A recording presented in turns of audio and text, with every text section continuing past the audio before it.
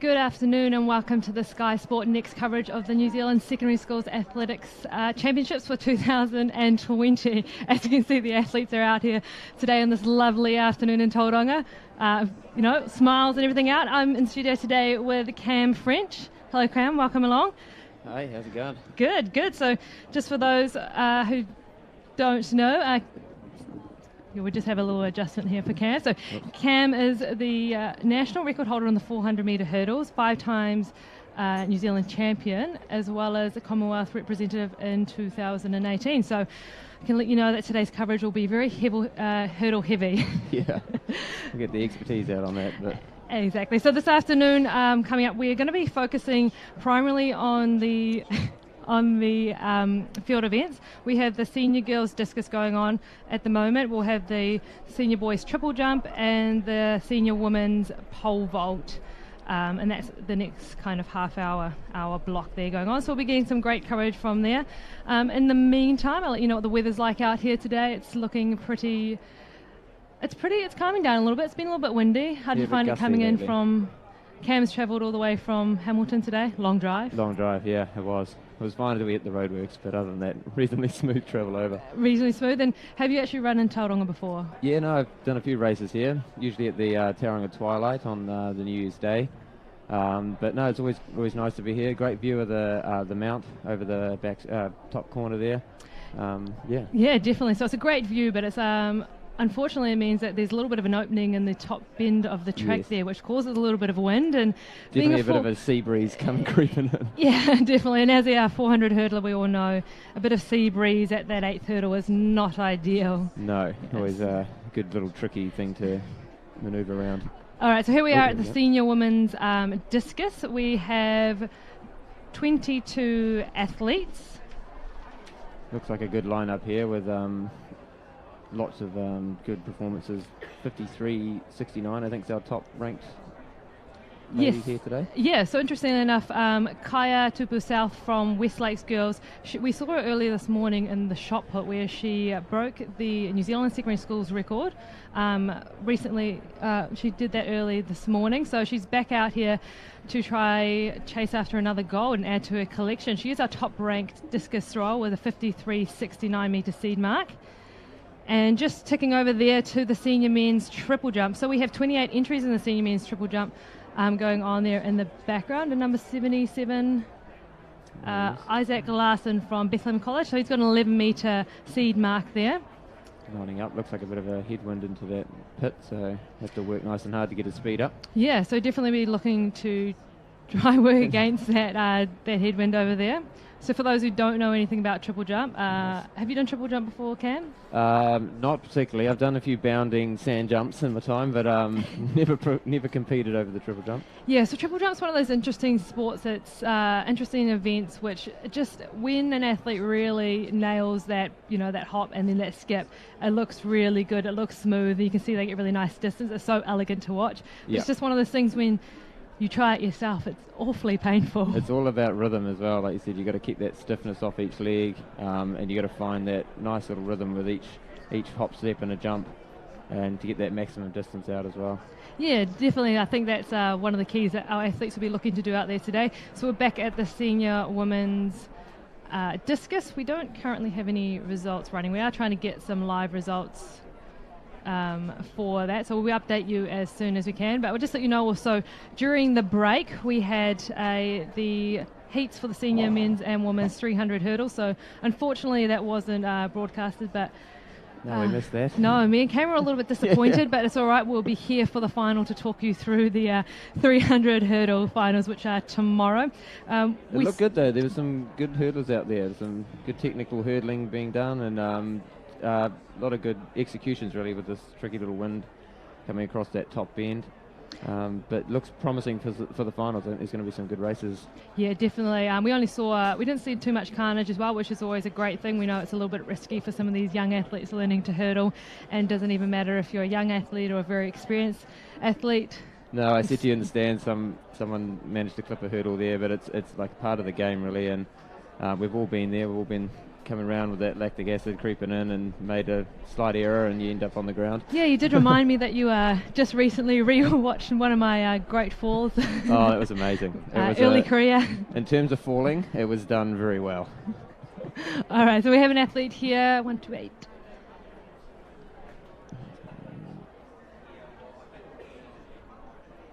He's hiding from us. Yeah, so it doesn't look like we have the up-to-date start list at the moment. Unfortunately, our great friend Hayden does have all the updates, and he has. He snuck off somewhere. Yeah, he snuck off. I think he might have gone for a little run or something. Is he? Oh, that was keen. Maybe. I might also be throwing him under the bus there. But anyway, we have an athlete there. Yeah. We'll say he's gone for a run. It sounds good. He's training hard. So we have our Westlake athlete here. It's not Blake Parker. No. It's definitely not. Oh, maybe Charlie Milford. Yeah. That's so it. got a seed mark of 12:32. Nice. So what we're doing here as well is that the athletes obviously have to do a hop, skip, and a jump, but the measurements coming from the backboard. So the measurements is from the very backboard. So when we clip back from there, we'll be having a look and show you there. But in the meantime, we're back to the senior women's discus. Lovely throw out there for the athlete. It came out to around the 30-odd metre mark. So one of the interesting things with the discus as well, such a technical event that you want it to fly really, really smoothly. And having thrown a discus at all my time, it's not part of the heptathlon, but just, why not? And it's just one of those things that I always personally found really difficult to not get that kind of speed wobbles. I have actually tried the discus in my 400 metre strength base. And yeah, you're right, it is getting that spin and technique right with that weight at the end of your hand is definitely a tricky thing to execute, and when you get the flight right, that's the most important thing. Get that angle right, get the distance flying, and if you don't, it can really affect the distance that you do get. Yeah, definitely. And I think we look like we have potentially Regan De Bono from St. Peter's. Nice. You see the official running out there just to mark it, just inside the sector there. Cool, nice. And it's jumping to and from the triple jump. So we actually do have a lot of field events on at the moment. It is the senior men's triple jump, and we'll be switching in and out between the triple jump and the senior women's discus. And coming up very soon is the senior women's pole vault. There is a bit of a break on the track at the moment while the officials are, rest up. I saw there were some lovely sandwiches and tea. It's not an athletics event unless there's a nice cup of tea. Oh, it's got to have those club sandwiches. Yeah, and look, I stole a few little biscuits, and I was like, a few little Tim Tams from the Kiwi official Classic. out. Yep. I haven't had one of them since I've been back. Must put it on my to-do list. That looked about.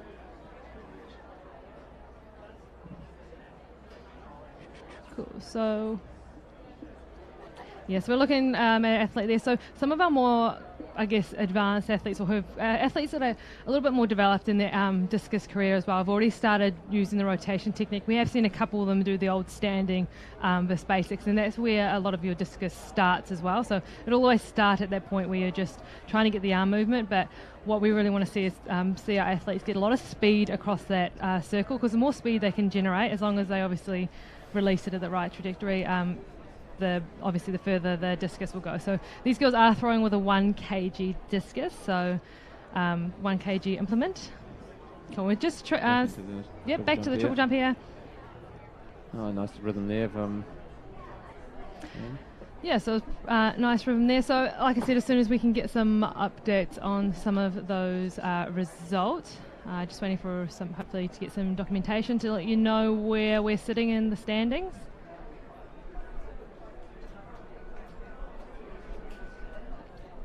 Well, they managed to curve back into the sector for that young lady, so that was good.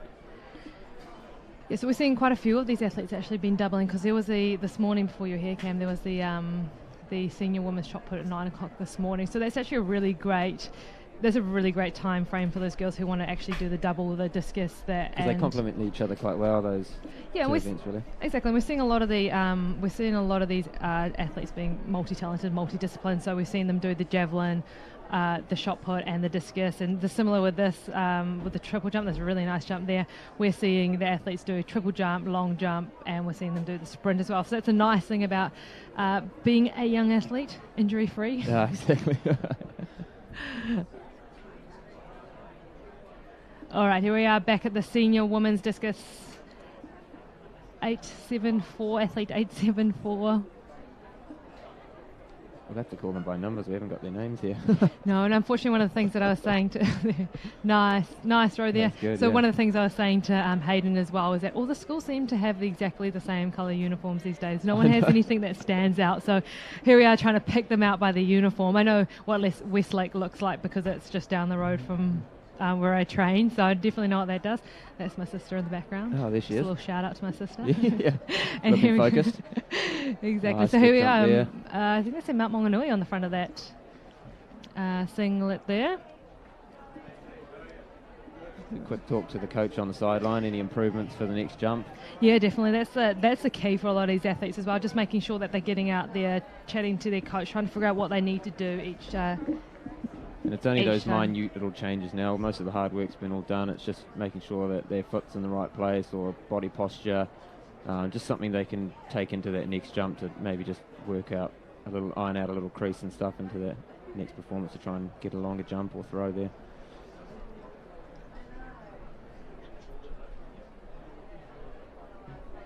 Another jump on the triple jump. Oh, nice landing there. So one of the things that I really like to see these athletes do as well, especially the triple jump, it's the same as the long jump where we want to see them actually executing their jump by fully sweeping through at the end there. So we have an athlete there, see, really nice. I love that big arm action that he's using, just really using it to drive those actions and driving the feet forward through into the pit as well. And yeah, definitely. So that's one of the things that's really, really great to see. So the last row they had a 28.44. So here we have stepping up 5.78. Like I said, once again, we do not have the current up-to-date list, unfortunately. So we will see if I can get our hands on some up-to-date lists so we can...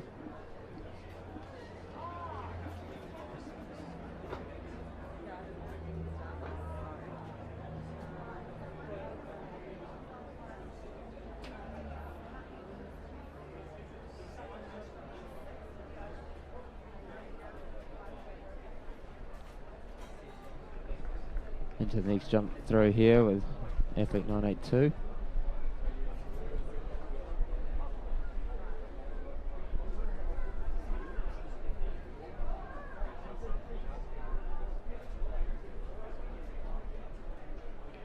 So that was the standing throw there with just a slight rotation, but it looked like a good execution out of her hand there. Back to the triple jump. Hamilton Boys High, I recognise that uniform.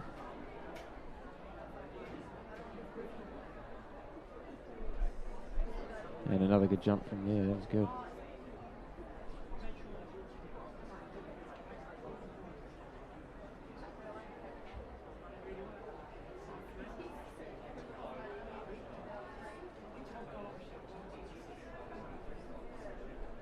can see the athletes warming up on the backfield, getting ready for their events. Great area here in Tauranga for warm-ups and doing drills and hurdles and throws and make sure they're all ready to go for the events on the track here. All right, here we are back at the senior boys triple jump. Lovely height there on that takeoff. Wanganui Collegiate. Looked like a bit of a painful landing. But and there we go. We have a no jump there, so he must have just put his foot over the board at the beginning there, but it was really lovely. Pop straight off the board there. So it looked like he got some good speed. Hopefully you can just execute that again. And like I said, we are working on getting the updates for these athletes to let you know how things are going. But here we are back at the senior women's discus.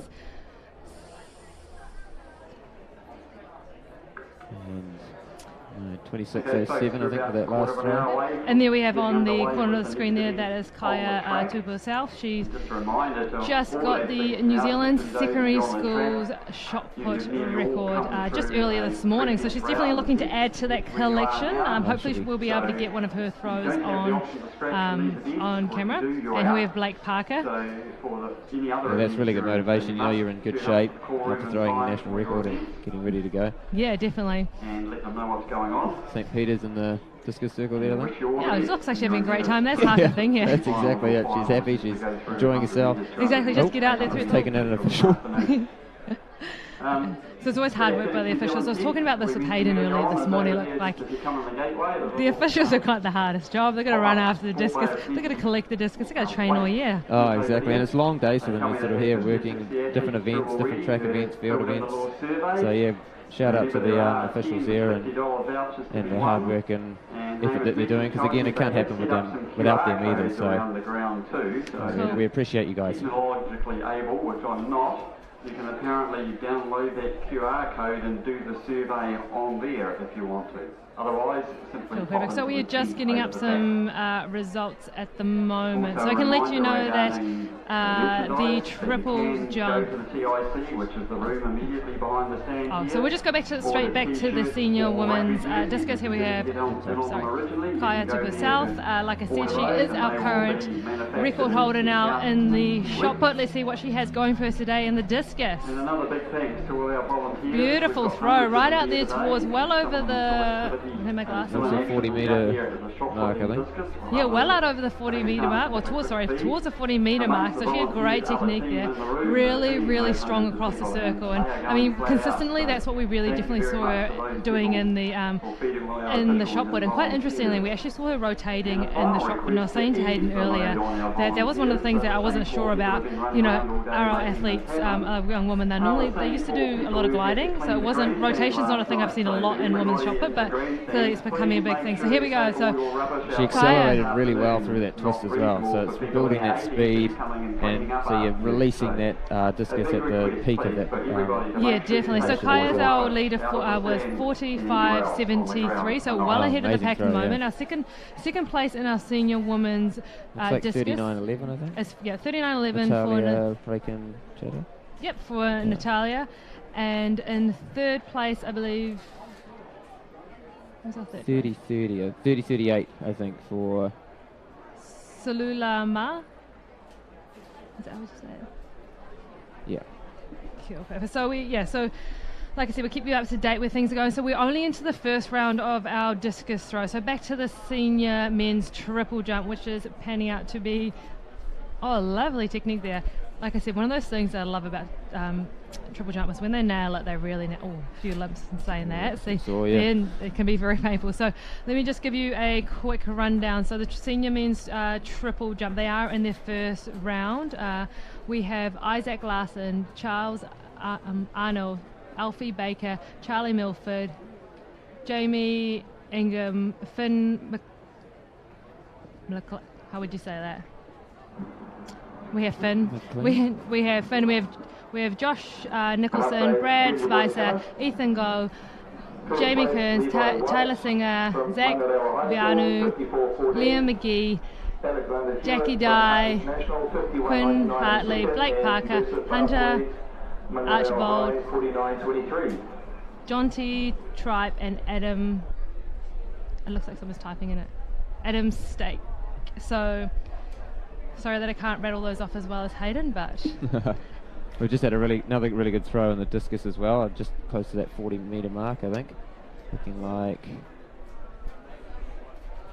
43.82 there for Elizabeth Hewitt. Elizabeth Hewitt, 43.82. So yes, that's really nice. So that actually puts it up into second place. So a couple metres behind Kaya, who is currently in first place in the senior women's discus in round one with 45.73. That'll be great for them to really sort of battling it out and keeping each other honest. All right, so here we have Violet Perry stepping up to the mark here. So she is actually our second ranked discus thrower. So we're kind of expecting big things from her as well. She's a very experienced discus thrower, great technique, long limbs, and nice, great opener. So also once again, again, to that 40 metre mark as well. That's really good. Right out towards that 40 metre mark. So it's panning out to see that a few of these girls are actually getting out towards that 40 metre mark, which is going to make for a really good competition, especially for those middle. This is the first round as well, so yeah, they're all. So actually, in saying that, out towards that 40 metre mark, it was a no throw. So it looks like Violet just went out of bounds a little bit. All right, back to our senior men's triple jump.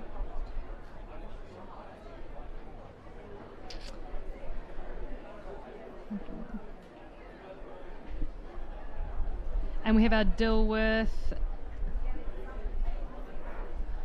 That was Jalala Woods.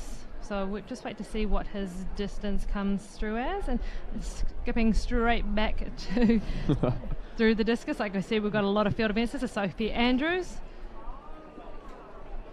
Good throw by Sophie. Yeah, so she goes. Did she just walk out the front there? Did she get the red flag? Yeah, red flag. So she just walked out straight out the front there. So you wasn't too happy with that one. No, you can see that there was a couple little issues there with the flight of the discus. It almost spun the wrong way, and that's the thing. A lot of these athletes will know by the flight where their issues lie, and often won't want to get that on the board. And so correct me if I'm wrong. That's mostly releasing it through the fingers, isn't it? As you're hooking it when you release it, does that set the flight a little bit off? Well, not being a professional discus thrower myself, I assume would, but we're always open for comments, so if anyone can let us know exactly why. But it sounds good anyway. Yeah, so. It also sounds good, yeah. So there we have in the triple jump, we have Adam Kelly. So this is the first round in the senior men's triple jump as well. Up next will be Sam McDonald. So it's 11:53 for Adam Kelly. So we'll give you a quick update on that. So they're quite closely grouped between that sort of 10 to 12 metre mark. Yeah, current leader is Charles. Yep, Charles with 12:80. Oh no, sorry. Ethan Grow, I think there. Yeah, Ethan Grow for 13:36. So they're just coming to the end of that round. We're coming towards the end of round one for this senior men's triple jump.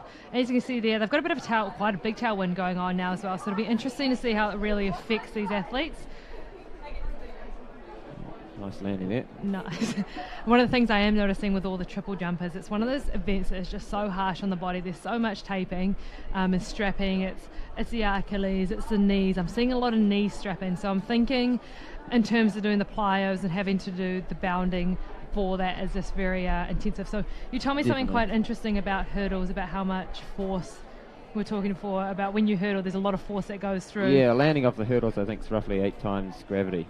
So on each landing you've got, well, depending on the hurdles event, most of them are 10 hurdles, so you've got 10 landings at 8 times gravity, and with rotational forces and sort of that forward speed and stuff as well, it's definitely a big toll on the body. And the same with the triple jump as well. You're sprinting in as fast as you can and then launching yourself on to land on each alternate foot, and then again into the pit as well. There's a lot of force going through the body, so it's really important for these athletes to train themselves to be able to handle it for one, and then also maintain themselves to be able to stay fit and ready.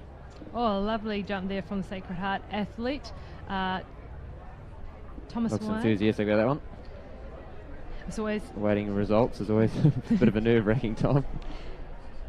Yeah, definitely, as we wait to see if you get that white flag. And here we are back to the senior women's discus throw again. And I think that went out the sector there, yes, so that's a no throw for the St. Peter's athlete. So right, they're only in round one, so they will have three rounds before they will take the top 8. So from the 25 athletes that have entered the 22 athletes that have entered the senior women's, 8 will go into the final, which will give them 3 additional throws. So we'll keep you updated as the results there change.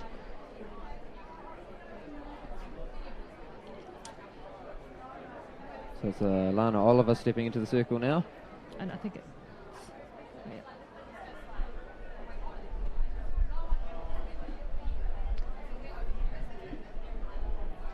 Winding up. Oh, she's clipped the side of the cage there, so... And that's why we have cages. That's exactly Otherwise they would have been heading straight out onto the track. Onto the track and then dodging.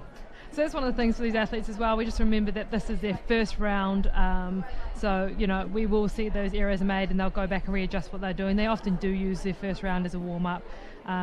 We don't have the benefit in 4 hurdles. We're not going to use the first round as a warm-up, but in things like the throws and jumps. Yeah, no, that would not be a good time. No, I don't think... A little side note on, I do remember being a time here where the hammer was on. And the way it released, it managed to drift out and ended up actually landing into lane 2 on the home straight there. So we were warming up for 100 metres, I think, on the track. So luckily no one was hurt in that incident, but it bit of a dangerous event, athletics, never know when you've got to keep on your toes. Exactly. So actually I'll just quickly jump back to, that was a throw by Nima Patterson. So we're just waiting to see, that was 29.40, so 29.40 there for her first row. So talking about dangerous things that have happened in this track, I actually met a guy who got stabbed in the back with a javelin while he was long jumping. So he's a French athlete. Nice. And they used to have something called, I believe, the Golden Games. I think it was prior to the Diamond League. Yes, I think. Well before our time. Yeah. Well before our time. Ago. And he was, and what happened is the javelin thrower, he was lining up to do his long jump, and the javelin thrower released it, and it went out of bounds and got him in the back. Oh my Had gosh. the scars to prove it as well. It's pretty horrific. Yeah. Okay, so we have Sentium Num Duckworth here. Did he carry on though after that? No, they actually had to cut it. They had to cut the javelin in half to get him into the ambulance because he couldn't just pull it out. Otherwise, he would have been a lot of bleeding. So, yeah, a great war story though. Yeah, exactly. He became very famous in Europe just for being the guy that got stabbed in the back. Yeah. All right, so we're up to the second round in the senior men's triple jump. So if you give me just a second, we will. While we're at this, I'll have a quick look. Cam, do you want to have a quick look and then give us an update in a minute on who's winning the standings, maybe the top three? And in the meantime, we're heading back to the senior women's discus. So they'll be also heading towards their...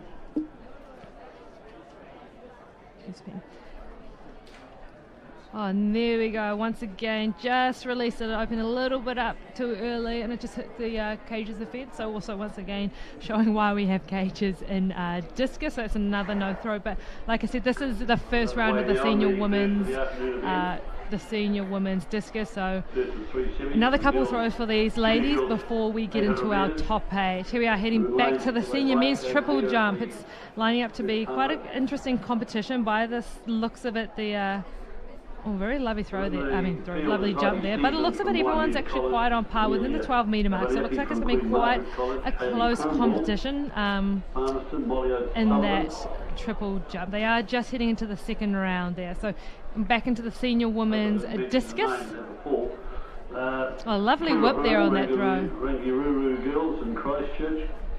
Madison Rattray, Awesome, great throw, well out there beyond the 30 mark. I think it's actually hitting quite close to that 40-metre mark, so 37.40. We'll try and pick them up as we go here. Yeah, lovely throw there. So you could just see that she had a really great whip using her arm. Cool, so we've just got an update on the triple jump, and as I'm about to say that, it looks like, we just lost the page, sorry, Charles Annell has just jumped into, he's just off first. He's just jumped to 13.29. So Ethan goes still 13.36 into first place. So Charles is still sitting in second with 13.29. We've got Jamie Cairns in third with 12.73. So the boys are really sort of working out there, going really well. Yeah, awesome. So we'll keep you updated as it goes along. We'll try to keep you up with the rounds and let you know what's happening. But that senior boys triple jump is in the second round. And we're heading straight back to the senior women's discus. So if you are joining us, welcome. Welcome to the Sky Sport next coverage of New Zealand Secondary School Athletics. So this is the big event for many of these athletes. We're on day 2. Heading into the exciting things, I'm here with Cam French, and both of us 400-metre hurdlers here today to talk to you all about discus. Yeah, here to tell you all about the field hoods. Yeah, here to talk about discus, a bit of triple jump, and you know what, we'll hopefully get a bit of pole vault in there as well. But let me also remind you that coming up today is the 800-metre senior semis around 2:30, so in about half an hour's time. We also have 100-metre quarterfinals and 1,500-metre prelims. So a lot on today. A good jump there by Charlie Milford in the triple jump there. Back to the discus, the Diocesan athlete throwing. First heat of 3, so Rebecca McEnany from Rankin College holds the record. Nice. You can just see there in that slow motion as well, is that how much force, like you talked about the force before and hurdles and stuff, and that's really interesting because when you see that in slow-mo, you can also see the same thing applies to these triple jumpers. So and now it kind of makes sense when we see them really strapped up and understand why, if they actually get it wrong, there's a lot of force going in the wrong way, why it hurts so much. Yeah, exactly. So it's a very technical event, triple jump. And so Charlie Milford's jump there was 11.51. So 11.51 there for Charlie. Elizabeth Hewitt from Middleton, St James is 43.82. A quick run up here in the triple jump. Oh, I think he missed that one, did he? Yeah, wait to see what that flag shows. No, he was all good there. Oh yeah, all good there. So it looks like there's a bit of a crosswind there, and he almost got blown a little bit to the side, I thought, for a second there, but don't worry, he had it under control. That was Jeremy, was it? Oh no, Jamie, sorry. And here we are back at the senior women's discus. We are finally into round 2, it looks like. Wellington Girls College 222.87. We get back to Honey. So build up here and nice smooth release. That's, oh wow, great throw there, out to the 40 metre mark again.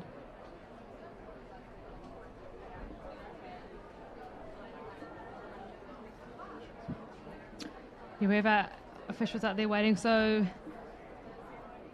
wait to see what the result for that one comes back Really at. Great release there through that discus. The Murray Green trained Rejoice Nemachina. She's in lane 7. So Pippa Baker from Christchurch Girls High in 1. I think it's 40-44 there. 40-44. So really consistent out of that 40 metre mark. Awesome. So this is the second round. So that was an improvement of a. No, it is. Sorry, yeah. Yeah. So 9 metres a 9 metre improvement there. Okay. Here we have Monica coming up. She got a no throw in her first round. So let's see if she can get a mark on the board. This is the second round of the senior women's discus, so we're looking for our top 8 to give them the further 3 throws. I've got 2 rounds. I think she just snuck in the side there of the sector, so that's good. Yeah, she's just very close, very, very close, but she just snuck, yeah, you're right, she just snuck in there. And just to let you know, here we are back at the senior men's triple jump. Ooh, that looked a bit sore there. Didn't look. Oh, you can see it's very gusty down there. You can just see the sand blowing everywhere. So that's what we're talking about with that force, and keeping that stiffness on each leg is really important. So the first left leg landing was really good, but just on that right leg, his knee buckled slightly, and once you buckle, you lose all that energy and momentum, and it's really hard to get back up from there. And keeping your hips up, and yeah, so be a little bit disappointed on that one, but still got a few more opportunities to get out that distance again. Bolton. Here we have Natalia from St Kitts. I believe that was St Kitts College, was it? No, it was not. Oh, yes, it was. You're right, yeah. I was going to say, it looked like it from St Kitts. Right, so in round 1, she did 39.11, so can she better that? We are in round 2 of the senior women's discus. Currently in the leader, we have Kaya with a 45.73. In the second, we have Elizabeth Hewitt with 43, and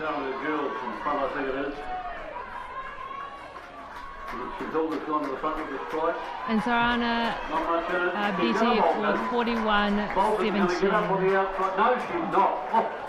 Well. So 29.59 there, so quite a big difference, 10 metres difference there from her first row, so not sure what happened there, but she's still got a solid 39.11 on the board, and that was Natalia. So up in the circle now is Caitlin Richardson.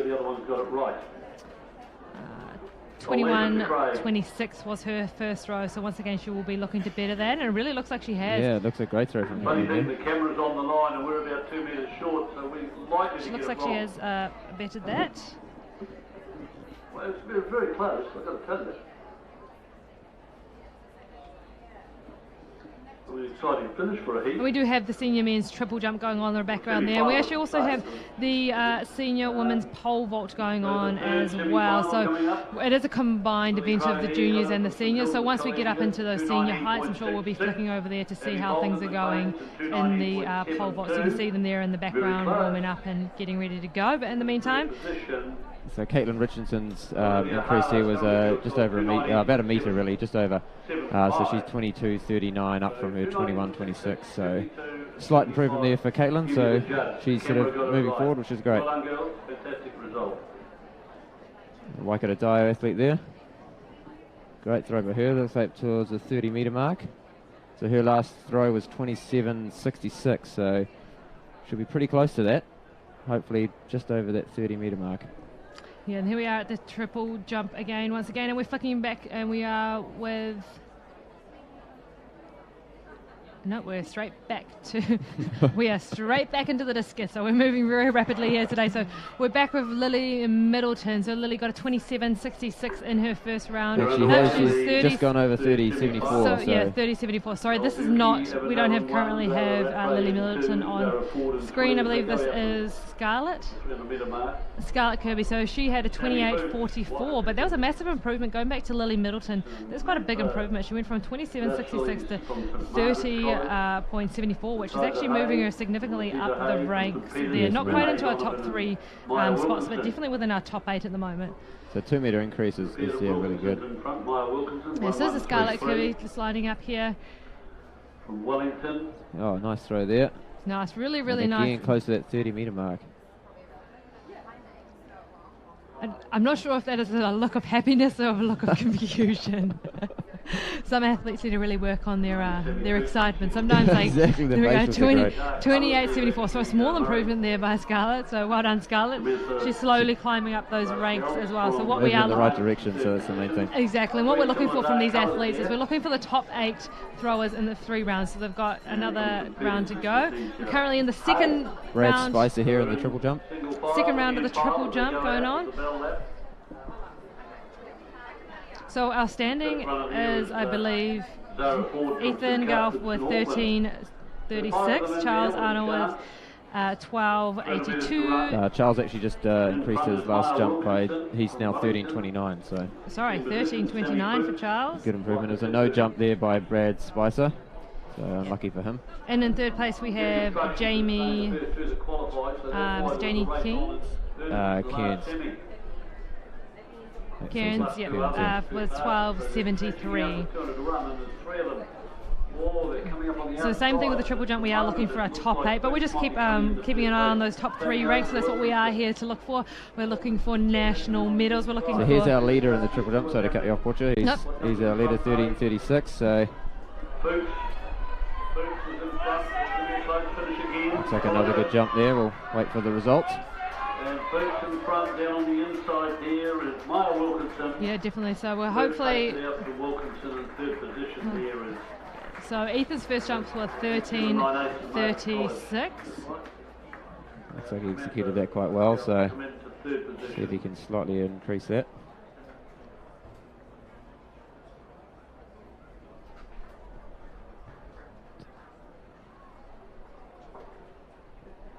Oh yeah, so Ethan is ranked second. He's a second seed behind Charles. Charles got a 14-metre seed mark for that triple jump. So it looks like it's going to be quite a close competition between those two boys at the moment. At the moment, Ethan's leading with 13.36, but not far behind him is Charles with 13.29. So definitely one to keep an eye out with, and we will keep you updated as it rolls. A very consistent jump by Ethan as well. He's just jumped 13.35, so 13.36 and 13.35 is 2 jumps today. So nice and consistent there, and hopefully you can increase that on the next one as well. And here we have our third place triple jumper. Oh, Jamie. Something just didn't quite click there for him. Looked a bit disappointed, but it's alright. You got a few more there, Jamie. He's got another round. We are in round 2 of the senior men's triple jump. Here we are in round 2 also of the senior women's discus. Ladies and gentlemen, the junior boys. A little bit of a flat release there, but still over the 20-metre mark. Looks sort of high 20s there. Yeah, I think you can tell by the look on the athlete's face as well that they did know that was just a little bit flat, but at this point in time we're in the second round of the discus. You do want to be looking just to get into those top 8, so sometimes you might not be 100% happy, but you just need to take what you can get. Just make sure you get another extra 3 throws in that final. So yeah, 26.32 there, just down from 30.38 with their last throw. Yeah, and here we are back to the triple jump. So Taylor Singer there, and the triple jump, his previous jump was 12.31, so we'll see if he can make an improvement on that one. So 12.31, currently sitting him within, maybe just within the top 8 for the next, let me just quickly, just within the top 8 for that next final 3 jumps. So Yeah, so we are in round 2 of the triple jump as well as the senior women's discus. A little bit off there for Taylor, 11.95, still consistently around that close to 12 metre mark, so doing really well there.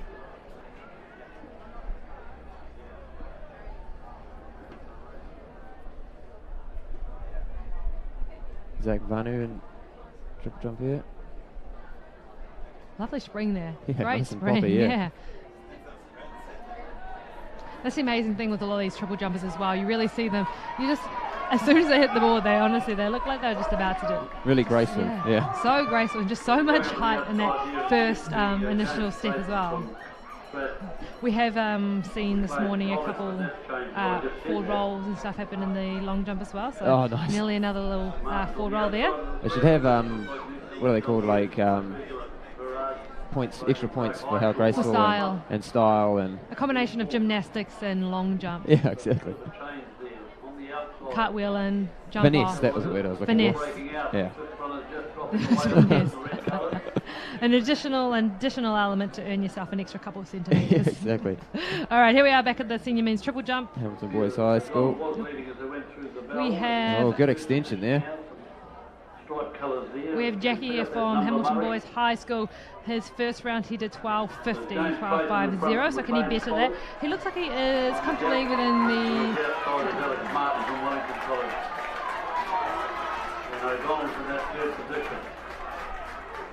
Yeah, so 12.50 is just getting inside that top 8 mark as well. It's actually going to be a very, very tight...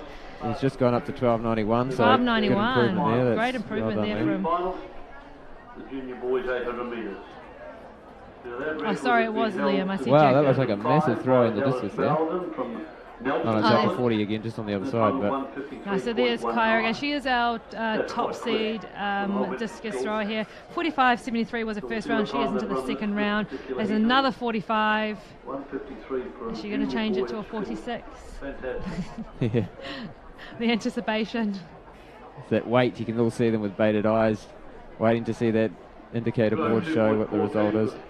What I love about the way that Kaya throws as well is that once she releases it, she's so elegant in her catch. You know, she just spins out of the circle, comes back in, and she's got so much speed going. She's just, it's almost like a bit like ballet. You know what I mean? Like she's spinning so quickly, but yeah, she's so elegant when she finishes. Exactly, yeah. 46.4, well done. 46.4, so awesome work, Kaya. That is a big improvement from the 45.73, and we're talking about big improvements on really big distances. It's not like we're talking, you know, like big improvements on really big distances as well is pretty impressive. But we did see that from her also in the shot put, so it's not unexpected, but nevertheless it is very impressive. And she's obviously turned up at the right time, in great form, fit, fresh and healthy, and ready to do her best here, which everyone is doing, and it's great to see that those performances coming out. Yeah, definitely. I think one of the things that's been a big key for her as well is that I've seen her training around a lot and stuff as well. And she's really, over the last few years, started to work really technically on the small elements, and I guess just develop into a senior athlete and just starting to keep in mind all those small little things. And then we have Blake Parker. So we saw Blake feature in the 200 yesterday and in the 100 this morning. So a really big weekend for Blake. He made it through, I believe, to the next round in the 100. So good work on that. And this is his first year in the triple jump as well. So it'll be interesting to see how he goes there. So Jake Dye there, unfortunately another no jump for him. So hopefully he can work that out with his coach and himself and get a good jump out for the next round. And Quinn Hartley there, a good improvement to 11.05 from 10.7 metres, so both going well there. Yeah, we're just waiting to see what Blake Parker's thing was there. The results go through there. So that we have a discus has gone well out of the sector for that athlete there. The second position there from Rankin College is William Lang. And the darker colours, it would be, well, it's hard to pick that third position, Thomas White, but down on the inside there in the whiter colours also, white colours. And it's John Meagle from John McGlashan College. Hunter Archibald in the triple jump there, slightly down on his last jump, 12.24. Now he's just jumped 11.93, so reasonably consistent, but just a little bit off on that one. Taking the breeze. Yeah, William Lang from Rankin College in the maroon colours and the other white colours sneaking through. Violet Perry in the discus here, no throw in her last one. See how she can go this time. That looks better. Oh no, sorry, just out of the sector.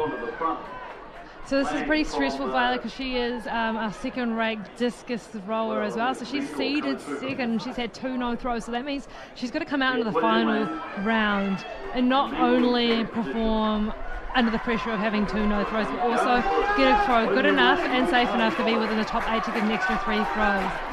And that's a difference with the field events to the track. The track events are from the gun. You've got your however long you're going for. You have to execute from the gun, but a different kind of mental game. But with the throws, you've got each repeat, you've got a different chance. So you've got your first, second, third, and how many throws you get. But each time you step into that circle is different. You've got to focus on the things that you can to execute the best throw at the time.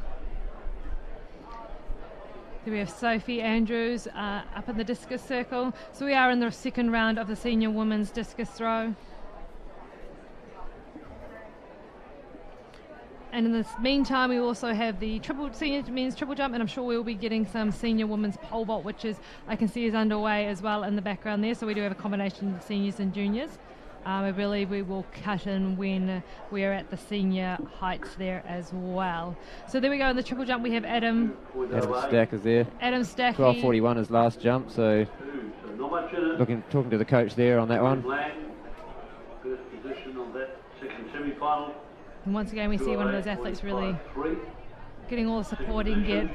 All right, we also see some of our, in the background you can see athletes lining up as well. So don't forget that you can always go online and check out the live results to follow some of those junior athletes. There is some events going on the track as well. We do have 800 metres. We have the junior 800 metres on at the moment, which you can follow on the live results. But coming up, we do have the senior men's semis for the 800 metres, as well as the quarterfinals for the men's 100 metres and the semi-finals for the women's 100 metres. So pretty exciting track event or evening on the track, and we actually also have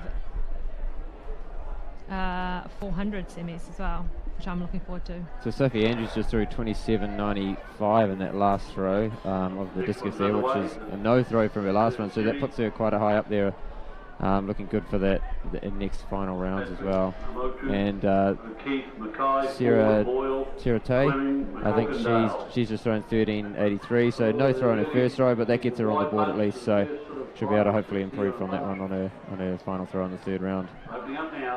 So we've got 5 more athletes left in the second round of the women's discus throw, and then they'll be heading to their final throw, and from there we'll be able to determine who are our top 8 throwers, and then from there those top 8 will get a further 3 to battle it off for national titles and medals. So that is coming up, and the action is well underway here at the moment. Our current leader is Kaya Tupu South with 46.40, but we are shooting straight back to the triple jump. And we have the senior men's triple jump on the background, and we do have a bit of a pole vault going on there as well, as you can see the girls warming up.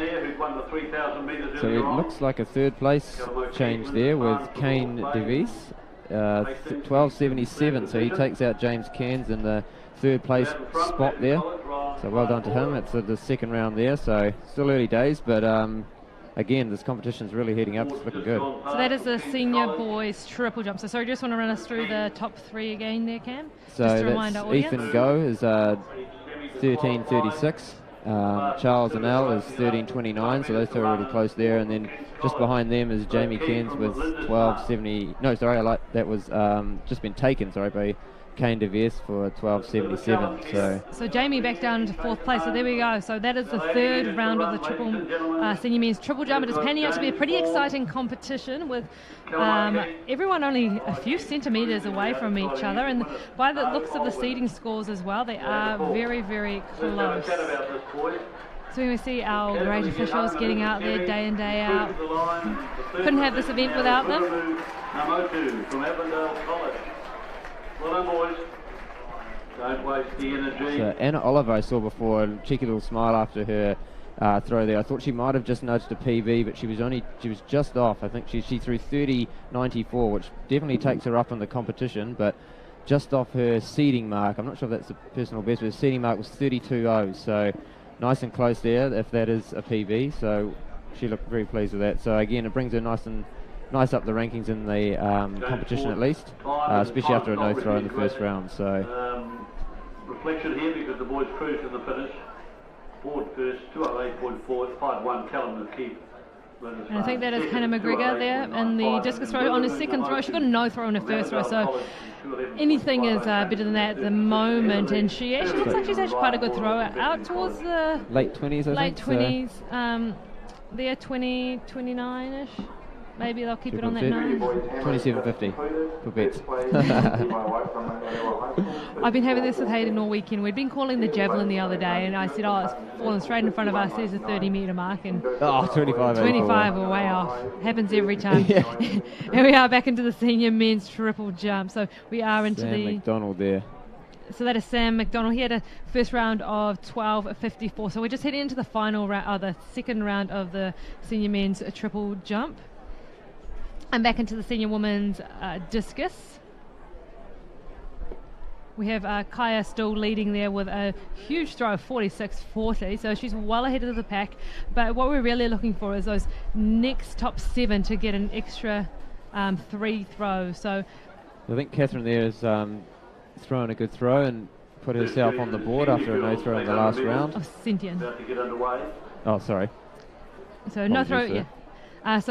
No throw on the first throw, but we know that she has a really good throw. I've seen her name pop up here and there. I think she does multiple throws. 36.53 there, so that's a really good throw. Yeah, 36.53. Yeah, so she's definitely she's within the top 8 for to get that additional 4th, 5th, and 6th throw to be a medal contender.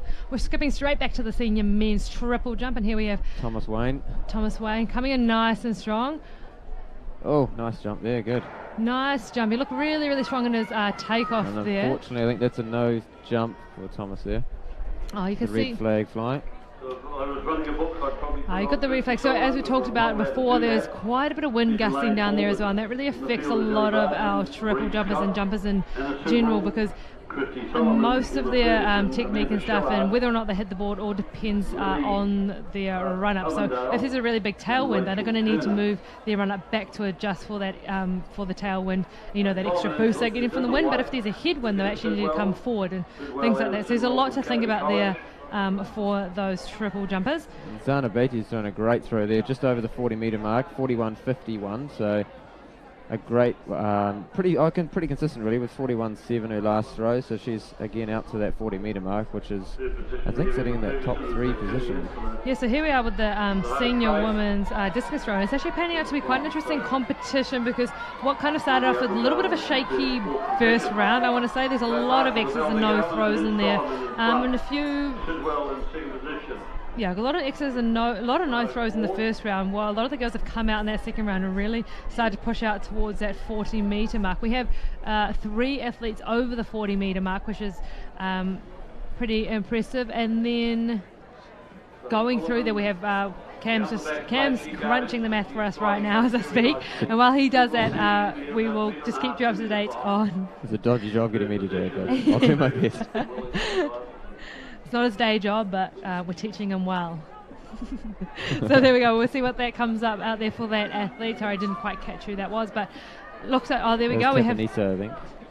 And again, very consistent, 40.23.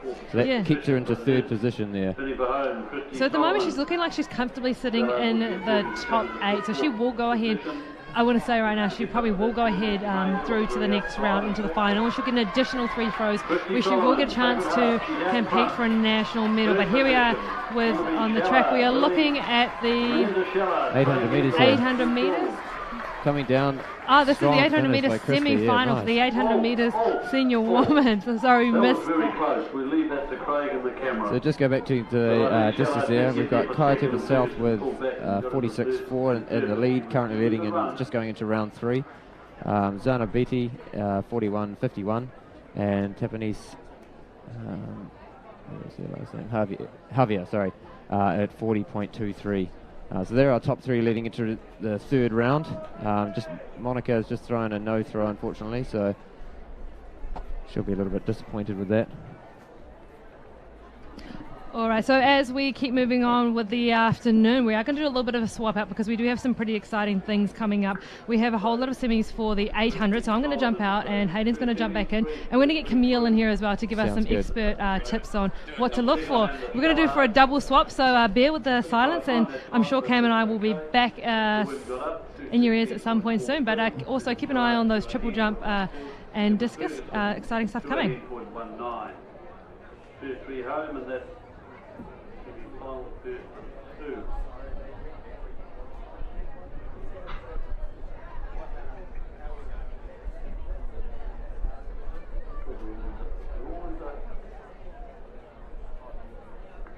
You have a look at that, ladies and gentlemen. They're all in dark colours. Lucky for the number. Yeah, they say it's a commentator's nightmare.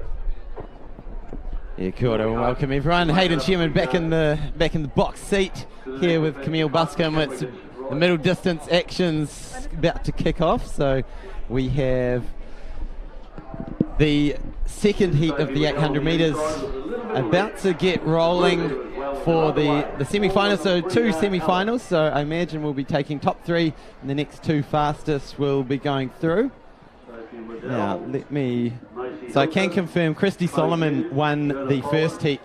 Just missed. It was just running ahead of schedule with Amanda Shallard coming in second, Emma Ferguson picking up the third of those autos.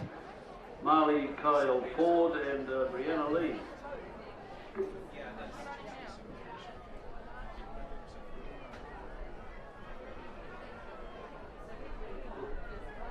So the first lap of this 800 kicks off,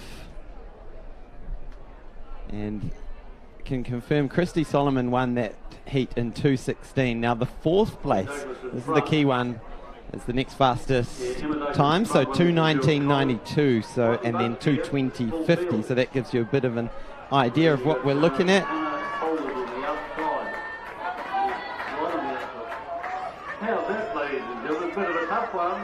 All right, so going through at the bell at 1:08, a little bit of a traffic jam there.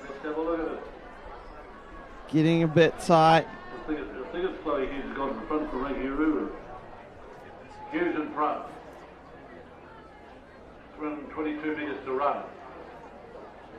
And Joanna Poland, Avondale College, just on the outside. So there.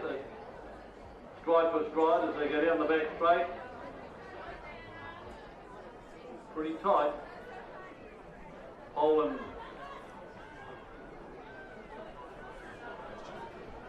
The other lead is behind. Sitting very tight. But all right, so with 200 metres to go, going around the outside is Douglas, Emma Douglas, running wide there with 100 metres to go. So a reminder, top three, and then the next two fastest times. But we've got a group of 5 women here all battling it out. It is Emma Douglas just pulling away, and Joanna Poland looking nice and strong. Coming through is Brianna Lee. I think she'll just pick up the third spot, with Marley Kyle Ford just missing out on that auto, I believe. Let's get a bit of a recap of this. So Camille, I can definitely start smelling the lactate from up here. Yeah, in I was the going to say, grandstands. that was a tough race. It was really, really close. Look at the top three. It was also pretty fast, so yeah. Yeah, did you They get could actually get that. The fourth place could almost make the second fastest. Yeah, do so you think? Oh, from no. the previous yeah, heat, maybe. we had Lilia Ovendale running 2:19.92, Right. and then Anna Sidwell in 2:20, fifth, yeah. 2:20.5. So they're the times that we need to keep track on as we skip back to the discus.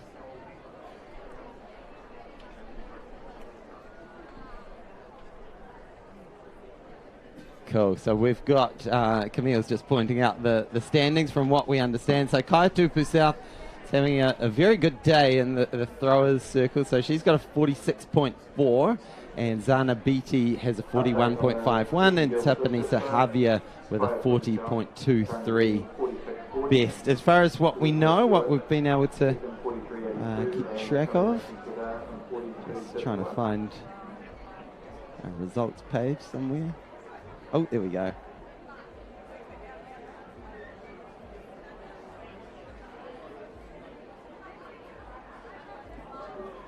So the results there for that second heat of the senior girls 800 metres was Emma Douglas, Cool. Wellington Girls College 217.03, Joanna Poland, Avondale College 217.13, and Brianna So let's Lee, go now Navy to Girls the... High. Third position is Yeah, so this is Oh, no. one of the throws back to the triple jump. Yep. So this is another senior final happening this afternoon. So we've got 3 senior finals in the field this afternoon. So the action's coming thick and fast. About as tall as you are. In third position, Joseph Farpoy from hana-rae High, and as I said earlier, Rob Waddell presenting the medal. As they get further up the dais, they will be taller than you. Yes, so we've got Rob Waddell presenting and Diane Roger. Hutt International. And just really quickly, I can confirm that the 2 4th and 5th place from that previous event will just sneak through. Yeah, but there's another yeah. heat. Oh, there I is think, one more? Yeah, well, no, maybe not. No, there's not. No, Yeah, just definitely the not. So 2, yeah, yeah. it's just the 2 heats. Yeah, So- Just that benefit of going in the second heat, you see Yes. what you need to do. yeah, And and you you can- could see the way they were running a lot more like aggressively. They obviously knew the time they need to do. Yeah.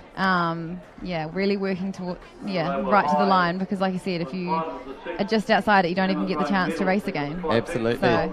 So Marley Kyle Ford and Chloe Hughes, from what we can see, have just snuck through and got one of those little cues next to their name. International intercepted the And here we go, heat number 1 for the 800 metre semi. So we've got Joshua Dupria from Kitty Kitty High School, Oscar Crow from Wellington, William Johnston from St Peter's, Josh Ho of John McGlashan, Luke Hitchcock of Maclean's College, Costa Mills of Rathgill, Logan Cowie of St Kentigern's, and Jack Ways from St Andrews College. Now, Camille, we were just talking about the 800. You said you haven't run any 800s for a little while. Yes, a long time. What are your memories of the 2-lapper? Well, I used to do the 8 and 15 when I was at secondary schools. So I think I often would come either first or second, depending on who was my competition. Yeah. Did you have think- some key rivalries with any names that we can drop? Yeah, I need to I probably should go back and have a look so they get the actual, Yeah, the right people in the right races. I think I ran around 2:13, I can remember, in the 800, which is, Nice. I just looked at the record, so Angie Petty, she's got the record, 2:08, 2:08:01. Wow, that's the secondary and schools record. That's her secondary schools Far record. out. That's fast. Yeah, and then the That's men's impressive. record is 150, Brad 0.24. Mathis. Yeah, so Yeah. they're pretty,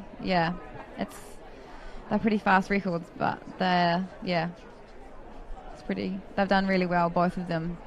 They've gone on to, Angie's run 159, so very impressive. All right, Kaya Tupu South, one of the throwers that we'll see a lot of this weekend. Back in the discus circle, she's got a best of 46.4. And that looks like another strong one. Just looking at those results from that second heat, it was only 0.7 of a second separating first to fourth. So it really shows how close it is and how much you need to practice that final kick, Camille, and remembering to run through the line. The all-important. Oh, Right, so, 45.23. Woo! So that's an improvement for Kaya.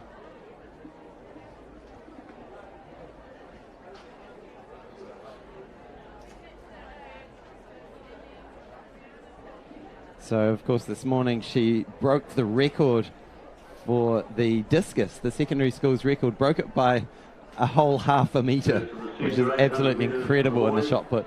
But she's back in the discus. 2, Johnson in 3, Hull in 4, Hitchcock in 5, Mills in 6, Cowie in 7, and So yeah, it's the same in this. There's two heats in the semi. So there's this is the first heat, and the first 3 get automatic qualifiers, and then again, like the women, it's the next 2 fastest. So these will be the race to get basically they know what time they need to beat when they when the second heat lines up.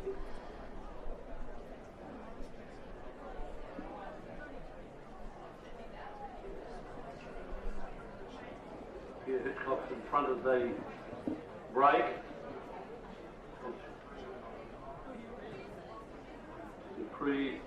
Looks like they're going. High School in the green colours in third position there. They're taking it out a lot quicker, I think, than. Yeah, it's definitely, it looks like a good, honest lap. And Camille, you would have done a few laps of this track, I'm sure, being pretty close to your home. But that top bend, that really picks windy, up that wind. Yeah. It's really open with the bay. So here we come. So Luke Hitchcock's doing all the work at the front, 56 high. Yeah. That's a good, solid start. Now he's really come here to say, boys, I'm going to make this an honest race. If you want to go with me, good luck. But he's really opening up a good gap. Now this is where it gets tricky. The top end, as you go further down that back straight. Logan in second. Trying to catch the make up the gap, but so just stretching out a bit. They're almost So 200 to go. So let's see how Luke goes into this headwind. As he comes around the corner, he'll feel the teeth of that westerly blowing him backwards. So there's actually 3 guys working together coming down. So the last 100's going to be. This is interesting. So remember, top 3 go through, and then next faster. So we're kind of seeing these 3 just sorting themselves out. So Josh, I think he's going to... Yeah, I'm pretty sure, Josh is taking the win. There we go. 1:57, I think. Wow, so a quick time. Yeah, that's awesome. Costa Mills actually played it well. He came through in 4th place, but should pick up a good solid time from that. Auto qualifier, I'd say.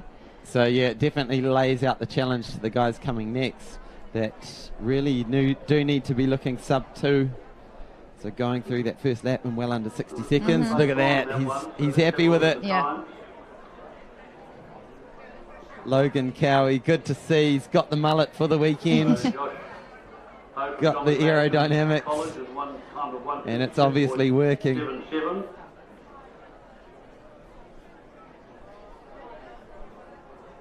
It's funny, Camille, we've had a few haircuts that we've questioned whether they would be allowed in normal school times. Here we go. We've got heat number 2 in the 800. So there's your start list.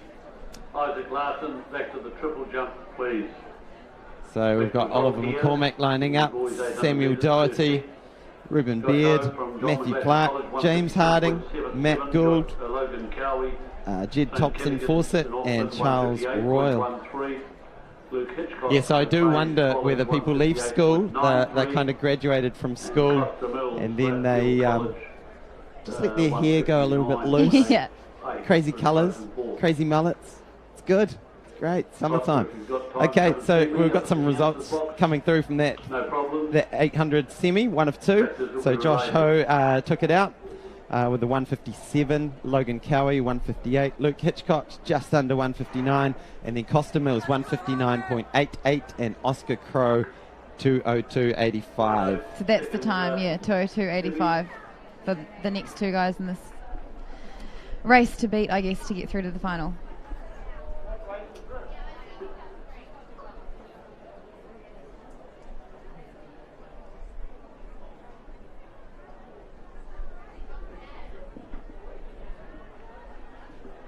Unfortunately, the announcers box, we've got no start sheet for this field. They know they're in the race. You'll know who they are. Hopefully they can work it out and you can I was going to say this race looks like it's a pretty honest race as well, so it'll be... Yeah, they've definitely come here to play. So Matthew Clark's taking it out nice and strong from Lincoln High School, almost like he's doing pacemaker duties with everyone lined up behind him. Now keep an eye on James Harding. He's your reigning champ from last year in the purple, just on his shoulder, so wearing number 369 from King's College. So these guys went through in 57. So slightly slower, but everyone's there with this one, whereas the other one is a bit more strung out. So let's see how it unfolds. James Harding looking well poised to come past the virtual pacemaker who's done a fantastic job of leading these guys out nice and strong. Matthew Clark putting himself in a good position to run a good time, but it does mean he's got to do a lot of that work Matt Gould just sitting there as well, tucked in. 3 or 4 in the white colours coming into that second, third and fourth. Yeah, so Matt Gould in the white, green and red of Westlake, just coming up onto the shoulder of James Harding. We've got Jed Thompson-Fawcett right in there in the mix from John McGlashan. James Harding just steps on the gas, pulls away, but we've got a pack of 5. Now this is going to be interesting. You want to run all the way to the line. And it looks like they might just sneak through as auto qualifiers. It's going to be tight, so that time they need to beat is 1:59.88 from the previous race. Charles Royal there coming in at 5th place, I think. And Jed Thompson-Fawcett in 4th, so we will keep an eye on. So Jed was in 5th, with Charles in 4th. Time's coming through now. James Harding with a 1:57.89, so very similar to the previous race. 1:57.95 for Matt Gould. So I'm going to call it. I'm going to say all those 5 guys are through. Yeah, I think so. I think we've got the autos from this heat as well. So Ruben Baird ran a 1:58.06. As we skip back to the coverage of the discus. The record for that event is in fact 2011, not that long ago. Brad Mathis from Cullinane College, 1:50.24. So Charles Royal, 1:58.19. So he's through. He gets one of the little cues. We're waiting for the results to be confirmed for Jed Thompson-Fawcett, and 1:58.29. So just nudging out. So once again, the benefit of running that second heat, seeing what you need to do. And these guys, honestly, they need to shout Matthew Clark a pie or something afterwards. Maybe a McDonald's milkshake or something. Because he did a lot of work early on to take them through at 57, and he ended up running a 2:02. Solid time, but not good enough to get him through. But great, solid, gutsy front running there to make sure that a good time was set. In what's pretty windy conditions now, that breeze has definitely picked up throughout the day. It's a good throw there in the discus circle. 41.62, I think. Is it? No. A 40. Oh, I thought it was a 49 for a second. Yeah, no. I was like, we have a new record. Yeah. 41.7. Yes. So Sentane Noon Duckworth there with a 40.17, and Zana Beatty. So this will be her final throw in round 3, in the first 3 rounds, I should say, and then back to the triple jump. Action coming thick and fast, and back to the discus. Yeah. Oh, that's a good throw. Very good. So she's got a best of 41.7. She's had a good series with a 41.51 in round 2 as well. And that looks like it might be up around the 40-metre mark again.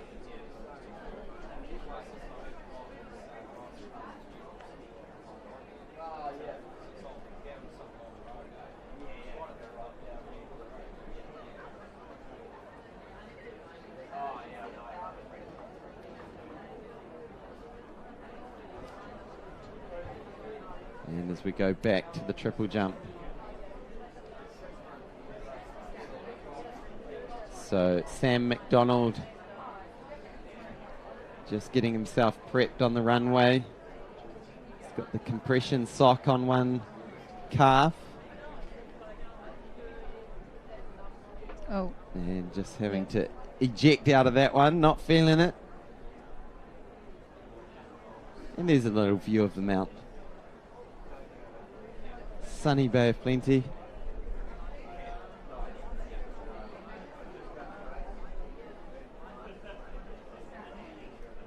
So while there's a little bit of a gap in the action, Camille, you're obviously now based in back at Cambridge, is it? Yes. Yep. Well, Cambridge / Hamilton. We're kind of go between. Right. And Vantage Dromes in Cambridge, and do quite a bit of training at Porritt Stadium. Yeah. And then like along the river in Hamilton. Thomas Wynn. And just falling back on that landing there, so maybe just lost a little bit. But he's having a good look at... It's funny, that the facials of jumpers after they've done their mark, that look of just making sure the measurers do their job right is often a good sign that there's a good jump in the making. So he definitely gave that to the officials. So we'll see what comes through. We've got a time coming through, distance, sorry. So next up on the track will be the senior boys 1500 metres. We'll have 3 heats, and the top 4 will progress in the next 4 fastest. So as distance aficionados, the 1500 holds a special place in our hearts. And you said, Camille, that it was the 8 and the 1500 for you. What was your favourite? The 15, I think. Definitely the 15. And it's always really tactical. Yeah. I mean, as we saw even in that 3K earlier, where the went out fast and then the brakes literally just went on and the race stopped. And there's all this sort of cat and mouse shenanigans going on, and elbows and getting spiked. I know. And in the guys' race, I feel like it's even more sort of pushy, I guess, a bit more than I don't know. There seems to be a bit more like you finish the race and you've got a spike, kind of someone, you end up tripping or. Well, last year we had an amazing 1500, and on the bell there was absolute carnage. One guy got pushed off into the into the stopwatch there, the stopwatch clock at the side of the track, and there was so much carnage. But yeah, they can get very congested, very argy-bargy.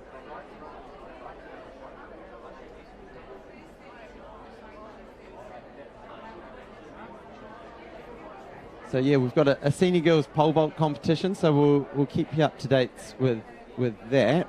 We're not getting fed details at the moment, but hopefully they'll be coming through as well.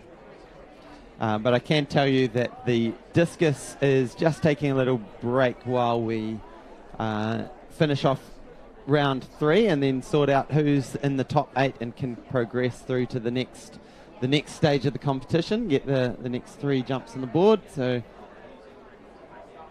there we are with some pole vault action. I'll try and bring up the fields for those.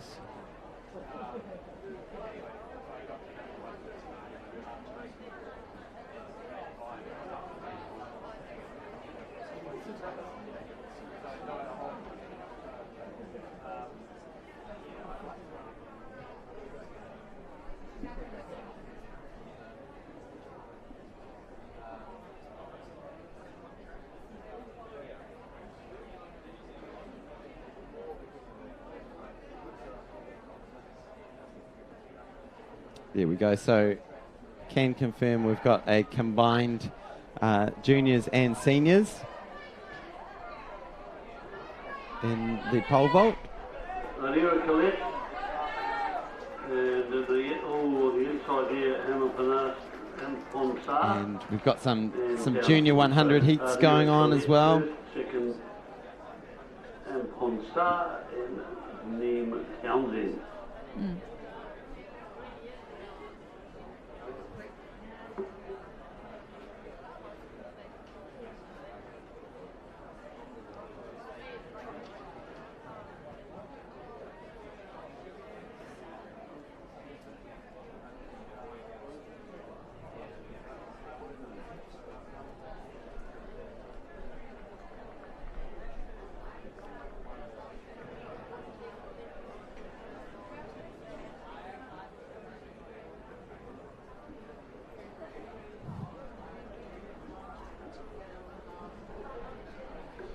The winner of that heat was Adira Kodev, 12.53. Hampunsa from Hewitt North, 12.9. Liam Townsend from Mount Aspiring College, 12.93. And fourth was Caitlin Chin from St. Kittigan, 13.1.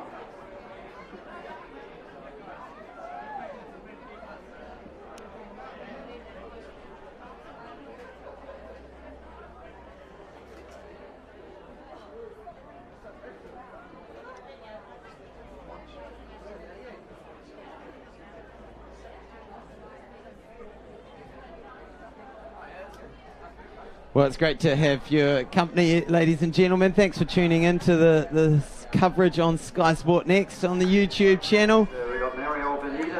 So as a heads up of where we're heading to on the track, we're shortly going to go over to the quarterfinals in the 100 metres.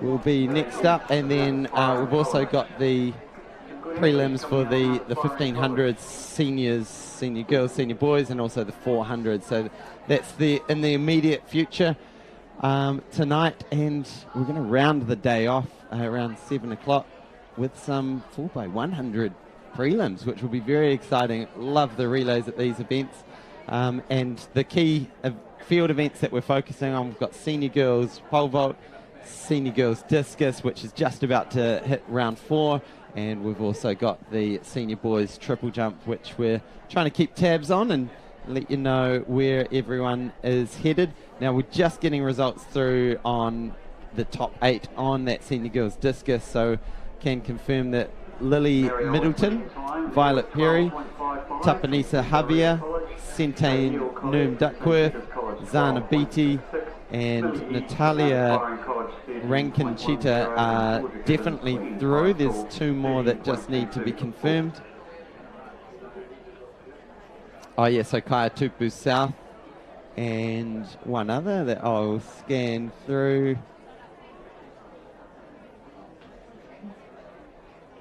Oh yeah, Elizabeth Hewitt. So there we go. That's your list into the top 8 who get 3 more throws of the discus.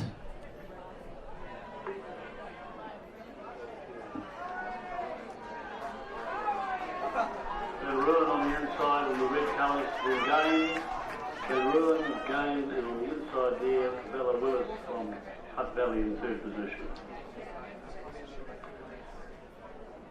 The winner there, Natalia Van Ruin from Westlake Girls High. Ola Gain from Waikato Diocesan, claimed by the very Murray Green. Only Gain. And Bella Willis. And just confirming as well, the prelims for the senior girls 1500 that we were going to have this afternoon have now just been culled down to a straight final tomorrow, so that's good news for all the competitors. One less round to get through for the weekend, so that'll be a straight final just for the senior girls. Senior boys will still have prelims today.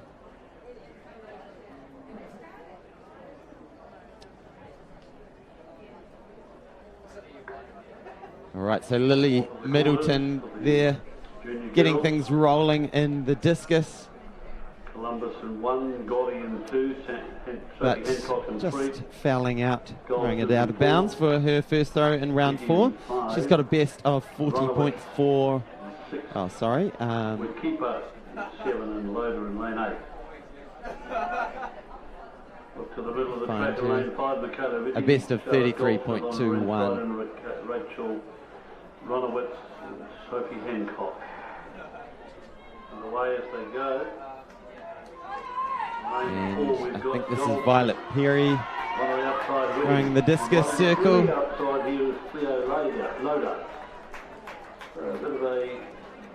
Who threw a 36.91 in round 3, but had 2 fouls leading up to that. So very fortunate to get through and make the cut, make sure that last throw stuck.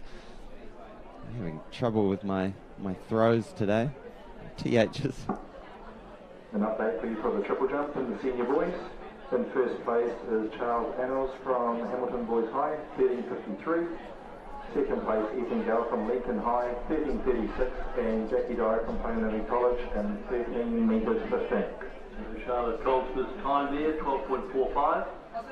Kayla Fitty from Nayland College, 12.88. Theo Loader on the outside lane, 13.03. Centane Noon Duckworth. She's got a best of 40.17, just edging out over that 40 metre mark.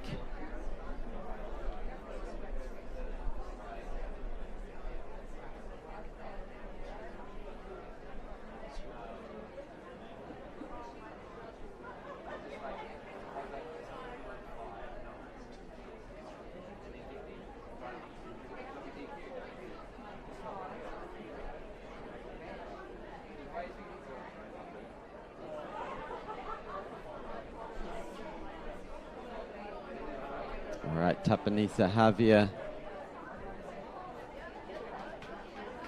who we've seen in sprints, shot put, now discus, all in one day. We're kind of joking before with First of the quarters for the junior boys. With Portia being about how for a lot of these sprinters this weekend's a bit of a marathon really in terms of how much work you got to get through, but also if you're a multi-eventer doing the field events and the sprints, it's a busy old weekend.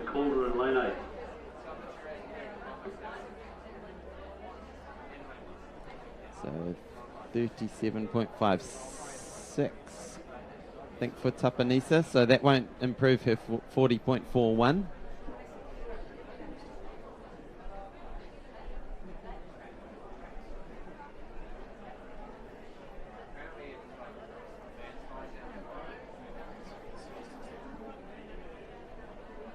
Sorry, and I jumped the gun. So it was actually a 41.8, so that will improve her distance, but it won't improve her standing, unfortunately. So Zana Beatty is in 4th place, so just ahead of Tapanisa Javier.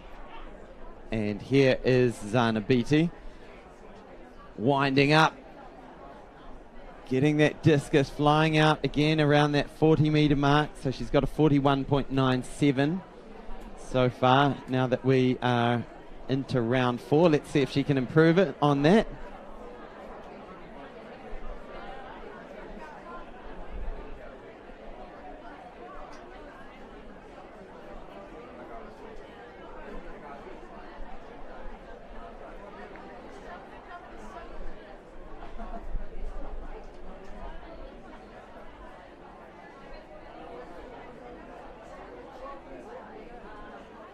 Yeah, so 41.49. So nice and consistent from Zana. Consistently getting up around 41 metres or beyond. And here we go. Natalia Rankin Cheetah. She's sitting in 3rd position at the moment on the board. And that looks like a good throw. Woo, she's got a best so far of 42.51. That looked, to my eye, beyond that, maybe into the mid-40s. That angle's very deceptive, the one you can see on screen.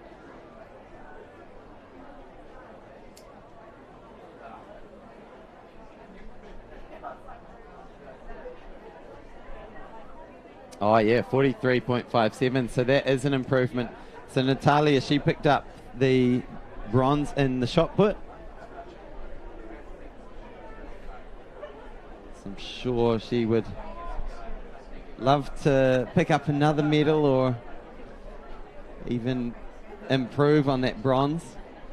Now Elizabeth Hewitt, she's got a 43.82 to her name. Oh, this is looking good. Another one out to the mid-40s.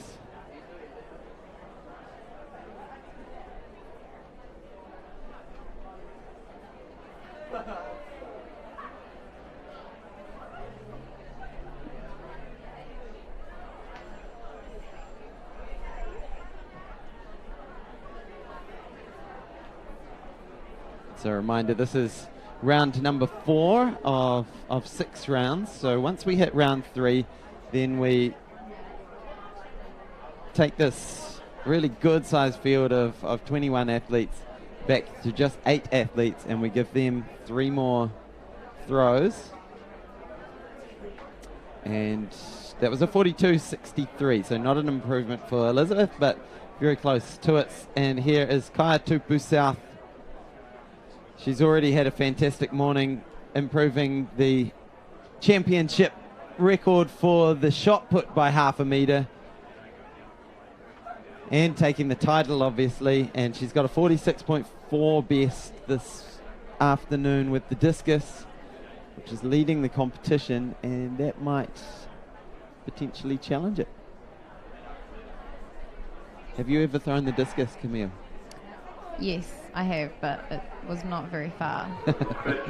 I don't know how not very far. I'd say maybe 10 metres. No, I don't know.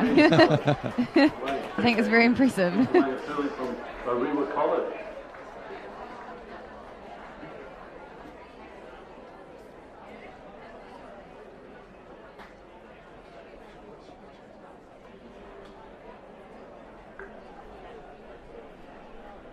So 45.1. So that won't improve things for Kaya Tupu South. So after that fourth round, I think we don't have any changes in the lineup, although we had a lot of improvements,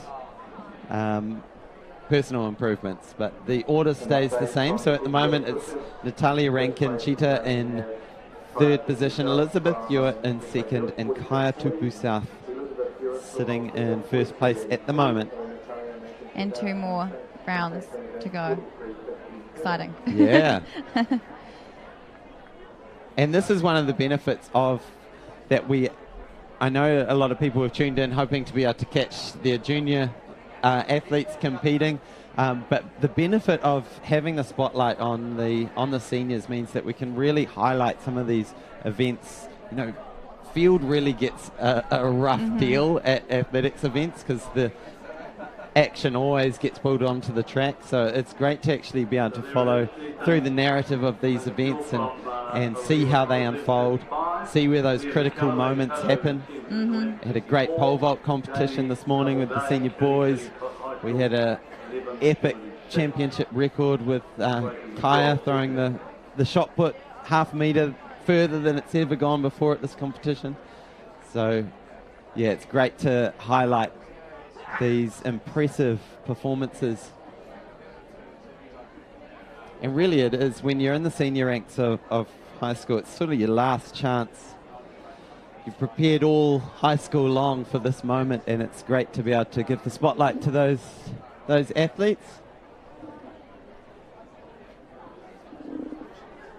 I mean, it's so cool, Camille, now that we have cameras everywhere, it's all streamed, that you can actually follow this stuff, because it used to be... Oh, this is awesome. You'd wait for the facts to come through. Yeah.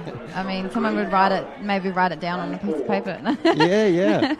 No, but it's awesome because you can actually go back and watch races as well, Absolutely. even watch your own race. Yeah. I don't think I can't imagine I have any race footage for, pretty much all my secondary schools. I don't think. You just have the results. So it's pretty exciting to be able to look back and see, see even like splits and things like that. Because they don't have that on the. Yeah, you only see the finish time. You only see the finish time. So you can actually go back and have a look and see where you're at, see what first lap, second lap, see your form and things. Just So we had Liam McGee there, just in the triple jump.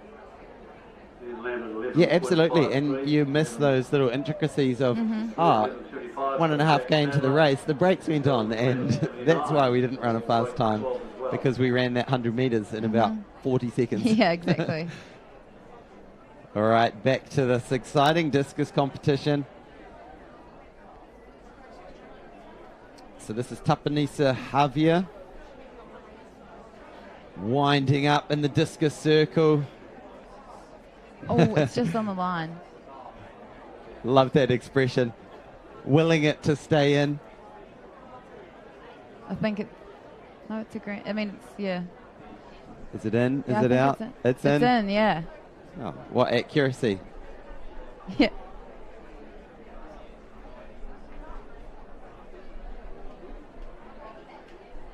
And back to the triple jump.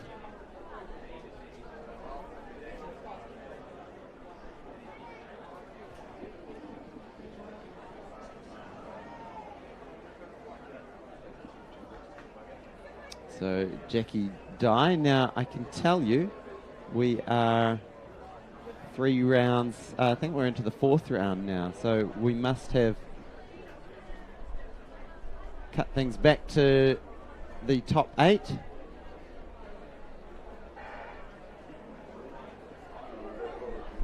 William Robertson in the brighter coloured shot at naked boys high. It's going to be close, really close from the outside lane. 6 gets up. Jacob Douglas rode a turner high, gets up, beating William Robertson and Shotter in the middle. Solomon on the inside, leave it to the camera. Very close.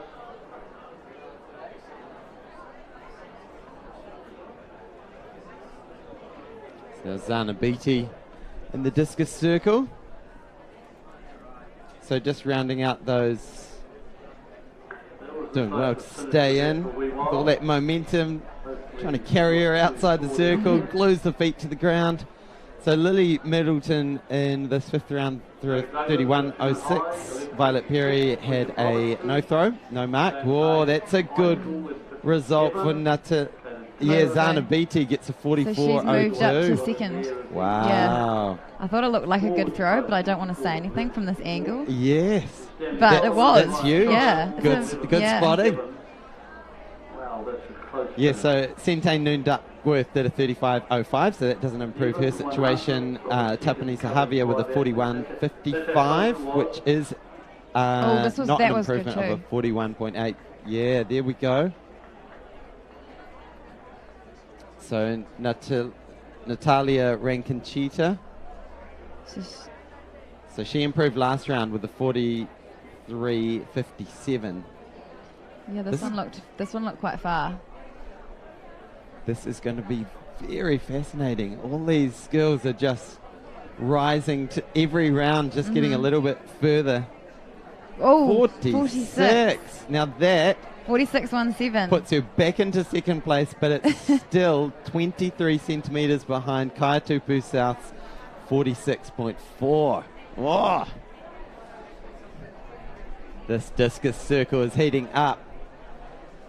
Elizabeth Hewitt, she's had her 2nd place just nabbed from underneath her. In fact, she's slipped back to 4th. Yeah, to 4th, yeah. Here's her response. That was pretty good. It's tricky to see from our angle. She finds herself in that awkward situation of having been sitting in a medal position in silver. And then 2 girls very sneakily in round 5 jump out ahead of her. So Zana Beatty through that 44.02. Natalia Rankin Cheetah through that fantastic 46.17, which is a 3-metre improvement on where she was at. Yeah, those last. And that's near, yeah, so 43.71. Yeah, 43.71 for Elizabeth Hewitt. So that's not going to be an improvement. So she still remains in 4th place. But here's Kaya Tupu South, who has the lead, but only by 23 centimetres. So she might want to just firm that up a bit, because Natalia is hot on her heels. Here we go. She's got 2 more throws. This is the first of those. Oh, that was, yeah. Yes. Now we are talking. Now we're talking. So that was out definitely close to that 50-metre mark. We can tell because it's right near the marker this side of the field. Yeah, 48, 49. So I don't know, maybe with the afternoon just heating up, these girls are just warming into their action and loosening up, making the most of this wind that's sort of coming over their right shoulder. Wow. Yeah. It's She's a like, 2 no, metre don't think that you improvement. can beat me. I'm winning. That is phenomenal. Oh, and this is what I love about the throws, because you just see one competitor rise to the top, and then another one rises to meet the challenge. Yeah, so just looking at last year's results, so Kaya Tupu South did a 46.25 to win by 6 metres. So it really shows how the quality is just stepped up. So Zana Beatty last year through 40.69. She's now 4 meters further than that in a bronze medal position. So the throws are on fire. So good to see.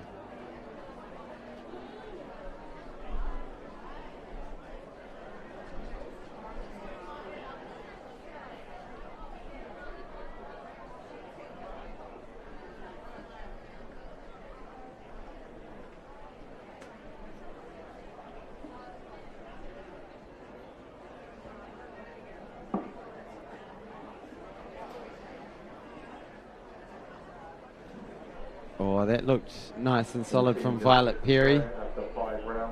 She's got a best of 37.79. And we are back to the triple jump.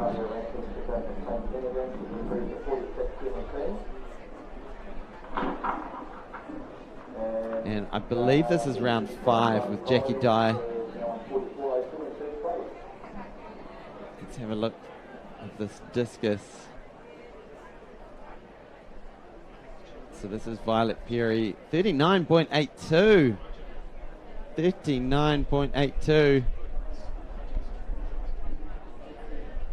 Now that's going to, it won't improve her position because that woman on screen, Sentane Noon Duckworth, has a 40.17. And that puts her in 6th position. Let's see, final throw. Can she, oh, just hitting the cage.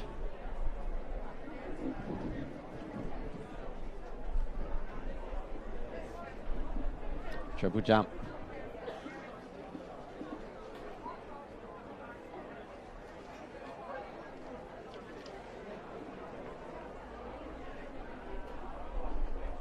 I believe that's Ethan Gow. Is his singlet inside out? I think it might be. Why not? Means you get one extra wear out of it without washing it. Pretty sure that's how it works. So here's Tapanisa Javier. She has a best of 41.8. That was in round 4. This is round 6. Her final throw of the discus. Will it be an improvement? She would need to get up to 43.82 to change her position out of the 5th place she's in. I don't think that's going to be enough, but it might be a slight improvement on that 41.8. Let's wait and see. No, it's a 40.05.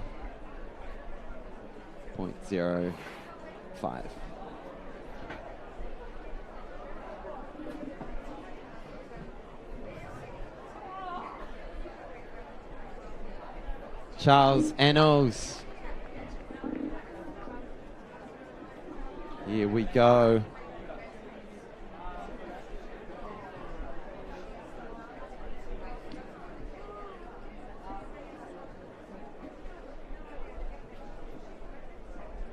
So the winner of the competition last year in 13.75. So that gives you an idea of the sort of mark that we're looking for. Mid to high 13s. And we are down to the last 8 in the triple jump.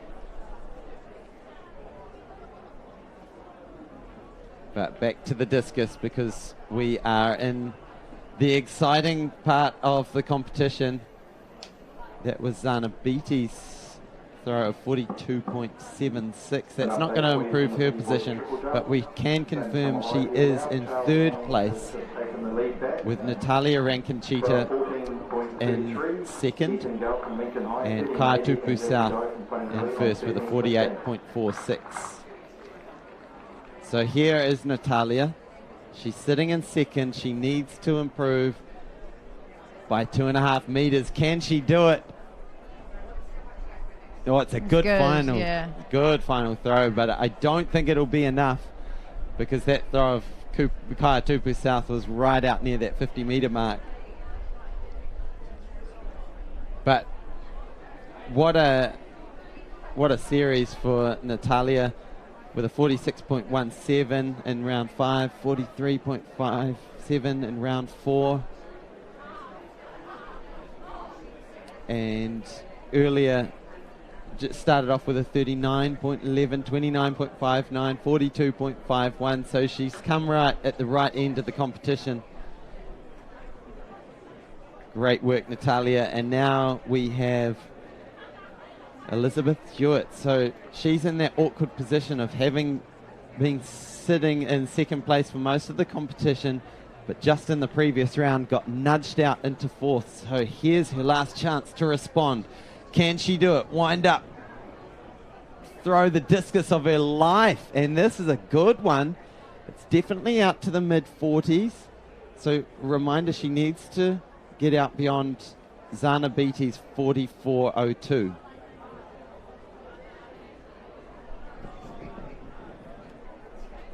Can she get out? It's going to be close. It's going to be really close. It's 44 something, I think.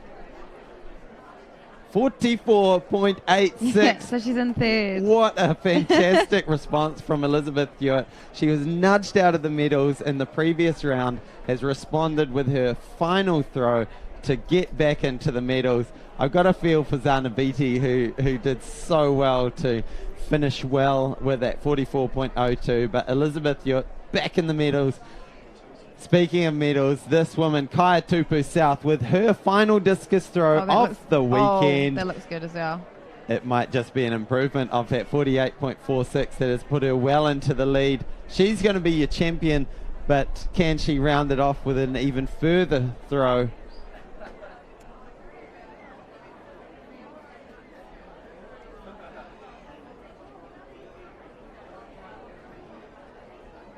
What a day this young lady is having. 47.38. 47.38. So yeah, wow, awesome. So she adds to her competition record and gold medal in the shot put earlier this morning with a gold medal in the discus. Well done, Kaya Tupu South, and well done to all those women who put on a fantastic display of competitive discus throwing. Man, those lead changes, well, the place changes in those later rounds made for an exciting competition. As we see again that great technique of Kaya, building so much momentum as she spins around the circle. Yeah, so interesting in the field events versus on the track. There's, you have the chance to like respond to someone else's performance between, which is quite, it's kind of cool how it can change. You start off the first couple rounds, and then things can change in the last one or two throws. It's like imagine a 400-meter runner being able to do their 400 again. That sounds horrific. Yeah, no one wants to do that. But it's actually quite cool because you can go either way, right? You put too much pressure on yourself, but it's like, then it's almost like that the mental games that would be going on behind the scenes, trying to amp yourself up, but not too much that you put pressure on and then don't focus on your technique and all the things to get the outcome right. All right, Ethan Gow. I'm pretty sure his singlet's inside out, but that's not stopping this boy because he's into the final 8, the triple jump. Here we go. I think this is his last jump, his last attempt at it. Yeah, I think it's definitely inside out. Little shrug. Why not? It's sort of that whole kind of crisscross thing. Maybe do we dare say he's lost his school singlet? And he's wearing someone else's? Who knows? I did pick up an athlete's shoe that they dropped on the way out of the stadium last night. Had to chase off after them. That would have been a nightmare. Lose one of your spikes. Do you travel with a spare pair of spikes just in case you have one of those situations? No, I don't. Just the one pair. Yeah. So you carry on and keep it with you so it doesn't go... Yeah, usually just bring carry on with me, but but if I do take a check-in bag, sometimes I try and remember to bring it in my carry-on. But so Charles Annals there, So he's got a 13.53 that we know of. He may have improved. He's your reigning champ from last year. I think he's in first place right now. Yeah. And I think that might be the end of the competition. We'll try and get an update on. Second place, 46.17, and Elizabeth Hewitt on her last round improved to 44.86 to get third. Yeah, I mean, so handshakes all from round. what we can see, Looks like he's added to his crown from last year, where he jumped 13 metres, 0.75. And we're back with the senior boys prelims, well, quarterfinals for the 100 metres. This is going to be exciting. Let me pull up some start lists.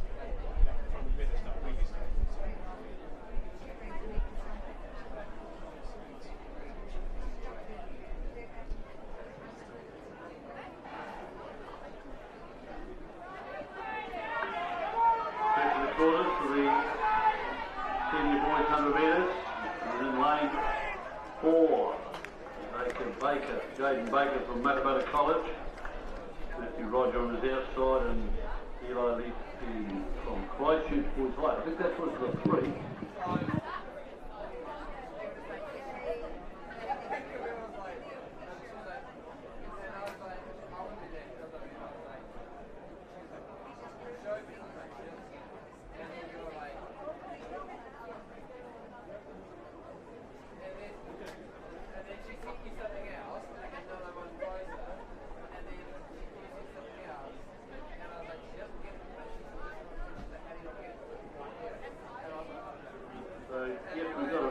Jaden Baker in first position, 11.43. Matthew Roger, Wairua Rapid College, second there in a time of 11.47. And Eli. So we cross over to the pole vault. So apologies that we weren't able to bring any commentary of those hundreds. Everyone at home will know who you were looking at. Unfortunately, we didn't have any start lists here to talk to. So at the risk of getting the names horribly wrong, we'll just let you enjoy the pictures, the beautiful pictures streaming live from Tauranga. I can confirm Jaden Baker came through in first place, Matthew Roger in second, Eli Leafy in third, and Jordan Toy was in fourth in a time of 11.59. So that's probably the key one. So Jaden Baker winning in 11.43. And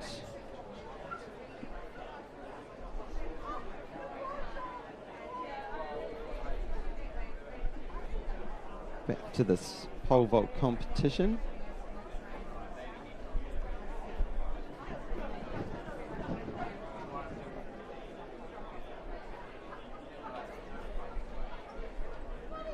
So Maya Wingfield here having to just put the brakes on and rewind, give it another go. Of course, as long as you don't cross beyond that crossbar, you are good to give it another crack. All right, here we go. Heat number 2 in the senior boys 100 metres. As you can see, Jacob Stockwell in the middle of the track, running a very strong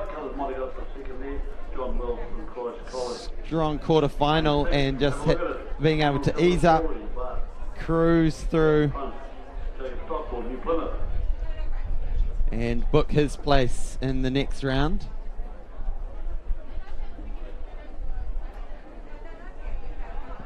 So Jacob Stockwell coming through with an 11.40, and that included a bit of a jog over the finish line.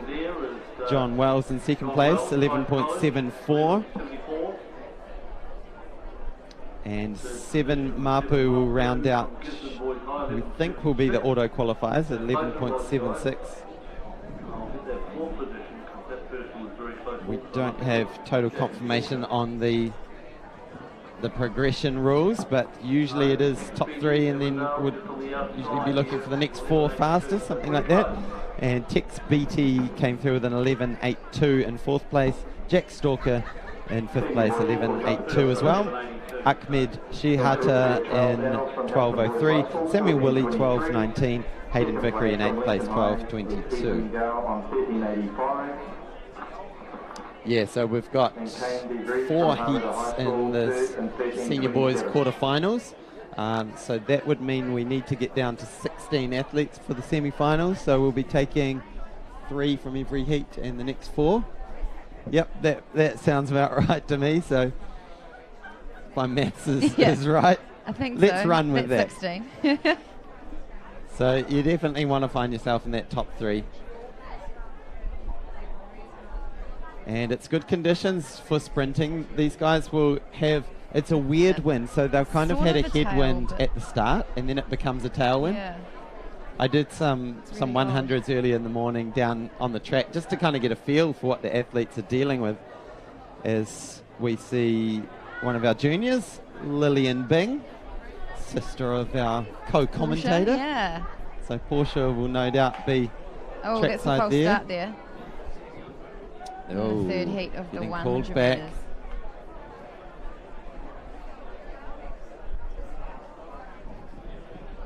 They're playing a replay now. Here we go. Who was it? Oh, just lane on the outside. 8, Yeah, lane yeah. 8. So apologies again that we don't have the start list in front of us. So we're just calling this one by eye and memory. Lane 8 from this semi-final. This is where we test out like how good my memory is remembering the 1,300 athletes taking part.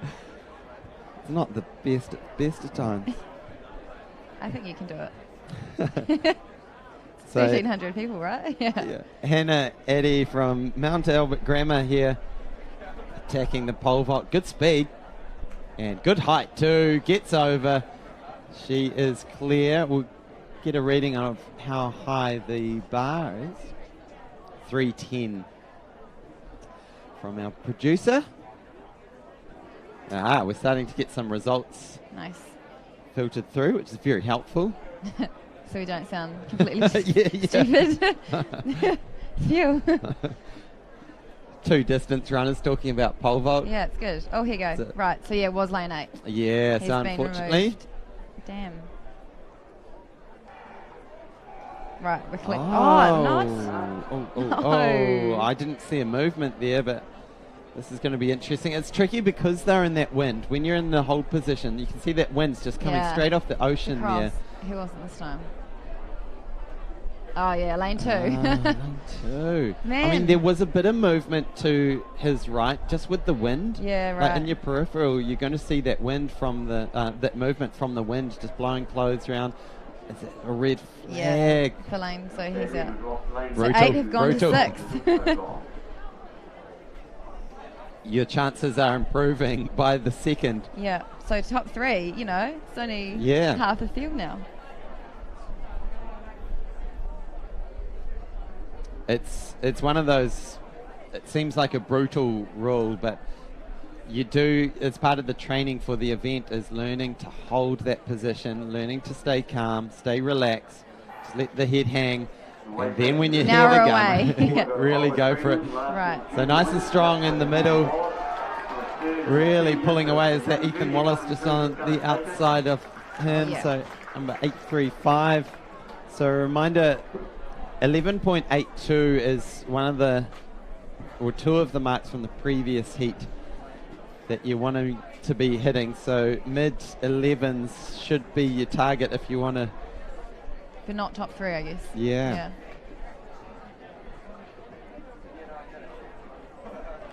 Just very All right, please, for Amy James Wingfield. Mortimer, can you please go and see Oh, she had the TIC? height.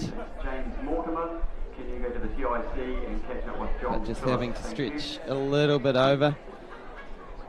So Oliver, we're getting some pretty crazy times come through with an extra minute added to these 100 metres. But we'll read them out anyway, because Oliver Krishnan, what we understand is at 11.89. Ethan Wallace just behind him at 12.02. Henry Palmer was third, 12.12. Jalal Woods from Dilworth in 12.27. So it looks like those guys might have had to deal with a little bit of wind. Time's just a little bit slower than some of the other heats. Maybe just a bit nervous after those 2 false starts as well. So all these little things that come into play, which makes it just so challenging to make it through the rounds. 4 rounds at the 100 metres. And here we have Eddie Osei Nikita headlining this heat. Has he raced? He has. Has he raced a little bit? Yeah. Yeah, so Yeah, because he broke his arm Yeah. a couple of months ago. I think it was on a bike accident. And it's funny, Jacob Stockwell recently had Right. surgery on his shoulder. Oh my so gosh. both of the top sprinters, the junior record holders, Yeah. having to come back from upper body injuries. Yeah, we got it now, the time 11.28, 11 to 8. Oh, right. Yeah, they were all wrong those times. Yeah. So let me update. So those times were way out. So listen close from that previous heat. Oliver Krishnan was 11.28. Jalal Woods, Ethan Wallace, 11.41. Henry Palmer, 11.51. Jalal Woods, 11.66. Joshua Price, 11.79, with Adam Kelly in 12.27. So that Joshua Price of 11.79 in fifth is the key one.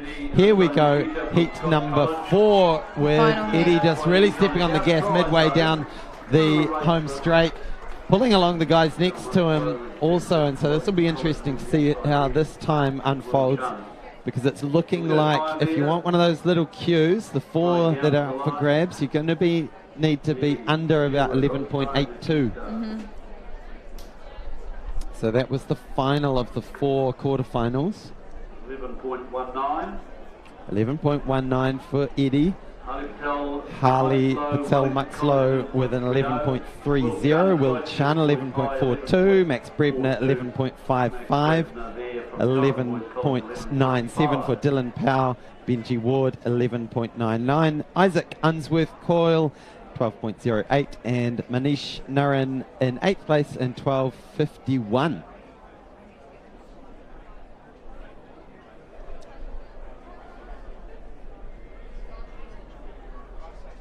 So back at the pole vault, just saw Lillian Bing. So as we continue to go through these rounds, I think we're at 3.20 meters in the pole vault, and as you can see, we have the semi-finals. Is this the semi-finals for the senior girls hundreds as opposed to the quarterfinals? Yep. Semi-finals. So these girls will go straight through to the finals. From here we've got 3 heats. So what are we looking for? 8 to go through. So it'll be first 2 and the next 2 fastest. So the odds are a bit trickier when you have fewer rounds. So there's pros and cons. And so the senior men have another race tomorrow morning. Their semi-final tomorrow morning, and then their final tomorrow afternoon. Oh no, later tomorrow morning.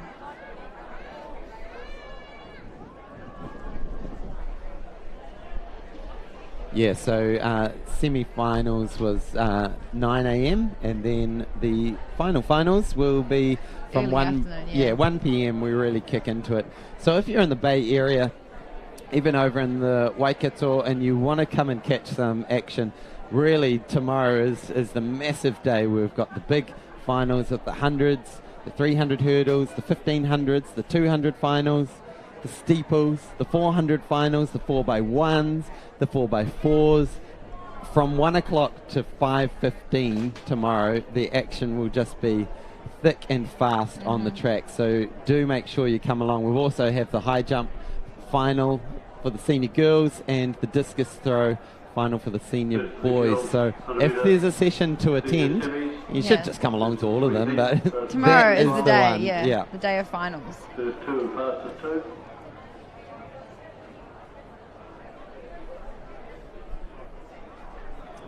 So apologies again that we still don't have start lists. It's one of the challenges with these events, with so many events going on. Often the info doesn't trickle through to our little comments booth. But we'll try and keep you up to date with who's who as much as we can, and also the times. We are getting times fed to us after the fact, so we'll be able to fill you in on that. And also, if you want all the details, jump over to the NZSSAA.org.nz and you'll find, good clearance there. I think that was at 3.20.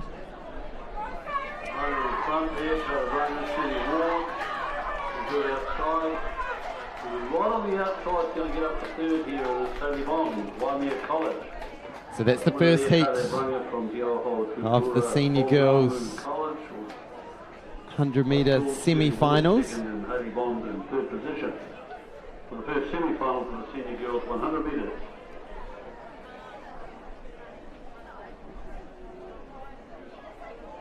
So Taylor Brunger there, good strong technique. She stands up tall, gets those arms driving, and comes away for the win in that event. Just even easing up on the line with Celia Ward, just 0.1 of a second behind her. Haley Bond picks up third place in 12.98 and 13.1 for Angela Zykert.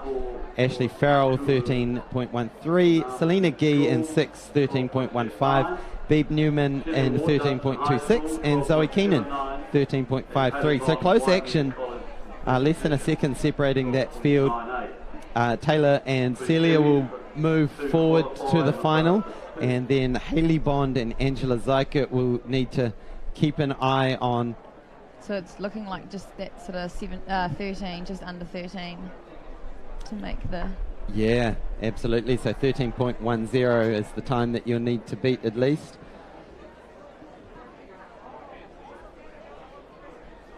So remember, three semi-finals. So top two, it's pretty tough. First or second, then you can relax. Absolutely. Yeah.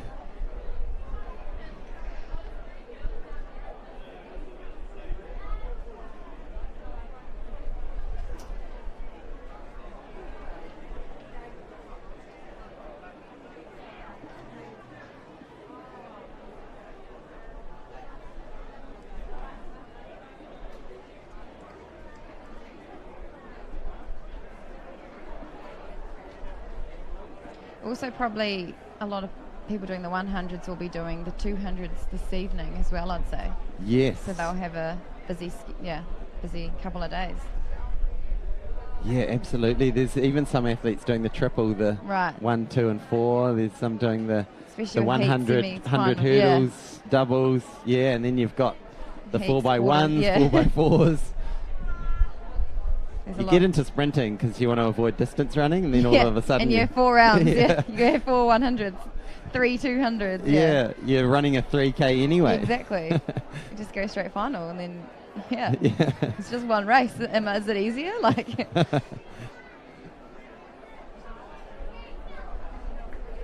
But, yeah, it really does show the athleticism of all these athletes and their keenness to put up their hand for relays. And we're away cleanly here. Nice even start, maybe a slight edge by 247. Getting out there nice and strong, maybe. Yeah, so I think Palmer just took it. So remember that top two get through, and then the next two fastest that we're looking for. And the previous first semi-final was 12.98 and 13.10. So Sarah Farmer took that one out from Hawera High School, 12.46. Brianna Irving in 12.57. Margaret Johansson, 12.97. And Tapanisa Javier in 12.99. Lily Cockram in 5th place, 13.03. Jorian Ferre from Epsom Girls, 13.05. Elizabeth McLean, 13.12. And Lusungo Mbambo, 13.22. So here we have the triple jump. Thank you, coaches there. And the winner from Hamilton Boys High School with a jump of 14.23 metres was Charles Annals. So yeah, Charles Annals. They said. Oh wow, so 14.23, so we missed that. Charles is a magnificent worker for our Cheetah. As you can see, he's still a young secondary schools athlete, but every weekend he's officiating. And we can say that the senior girls pole vault has gone up to 3.30. And we still have 4 athletes in the hunt for that, so we will keep tabs on who's still in and how they're going. second at 12.57 and Marguerite Johansson 12.97. And we're about to get underway in the third and final semi of the senior women's 100 metres. So Marguerite Johansson with that 12.97 means that she nudges into those two top best times. Now this is the final semi-final, so 2.98 is the time that you need to beat. 12.98. Yeah, sorry. 2.98, yeah, that would be quick. I'm distracted. Yeah. Someone out there has got the giggles like right in front of our effects mic. Don't know what joke I'm missing. But here we go, hana-rae Knowles with that distinctive arm drive just leading out this race at the moment. She was your 100 metre champion last year and 100 hurdles champion last year. She books her place in the final with a good, solid performance, and we are going to stay very close to see what these... St Patrick's College Silver Stream has moved up to Auckland at Silverdale. I do apologise, but it didn't complete the words here on our Yeah, because there's a lot of girls coming through around that sort of third or fourth mark, so this could be a good quick time. They don't want to be known as Auckland. So 12.53 for hana-rae. Ellen Carter is your second place getter from Selwyn College, 12.64. Gracie Pratton, 12.86. So she's in. Samantha Cork, 12.88. She's in as well. Again, we see the effect of coming in right at the end and booking your place with those little cues. And even Sarah Hewitt would have booked a place in the final with a solid 12.92. Abby Glover Esplin with a 13.09. Emily Gilchrist with a 13.12, and Chloe Bell in 8th place, 13.25. Man, fast semi-finals going down. So yeah, they both came. The top four, I think, will come from this heat, from the third heat. Absolutely, yeah. And she's Cambridge High. I went to Cambridge High for 1 year. Nice. Uh-huh.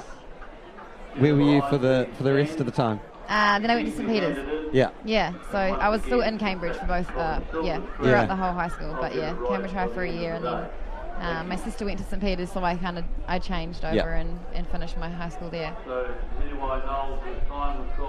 I competed for Cambridge High my first year. Nice. At secondary schools, and I think, I think I won 8 and 15, but I need to check Wow, that. yeah. I love it how you forget it. That would be on my CV if I won the year 9, 8 and 15. Have it in my little Instagram bio.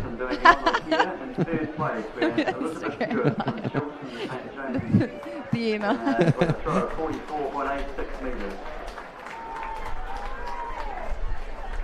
Second, representing St Kentigern's College, Natalia Rankin Cheetah in a throw of 46.17.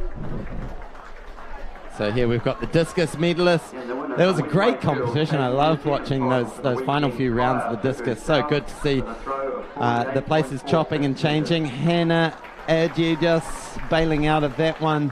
The bar's at 3.3. I believe that was her first attempt. She's had an absolutely perfect score sheet up until that point, going clear at 3 metres, and then 3.1 and 3.2, but a miss at 3.3. The next event in the program, ladies and gentlemen, event 157, the boys 1500 metres senior boys. First of 3 heats. We get underway by 4:15, so we're ahead of time. Maybe a wee gap here till the starters get around to their start line. But remember, we can run half an hour early if necessary.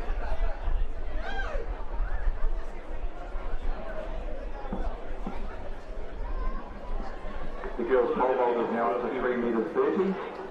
So on the field we have finished up with the discus, of course, we've also had the medal ceremony for the senior boys triple jump.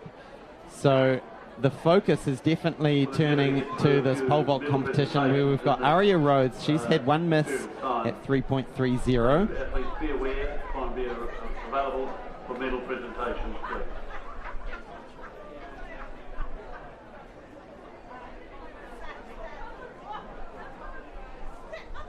Oh, yes. Great clearance from Aria Rhodes. Well clear at 3.3.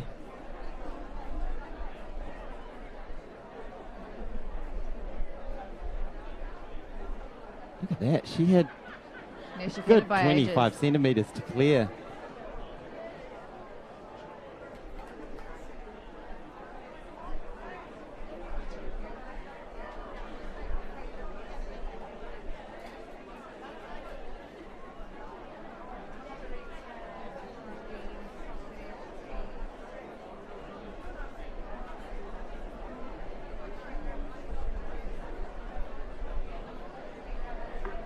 So just for a call here for athletes from the para shot put, we have the junior girls and junior boys set to go.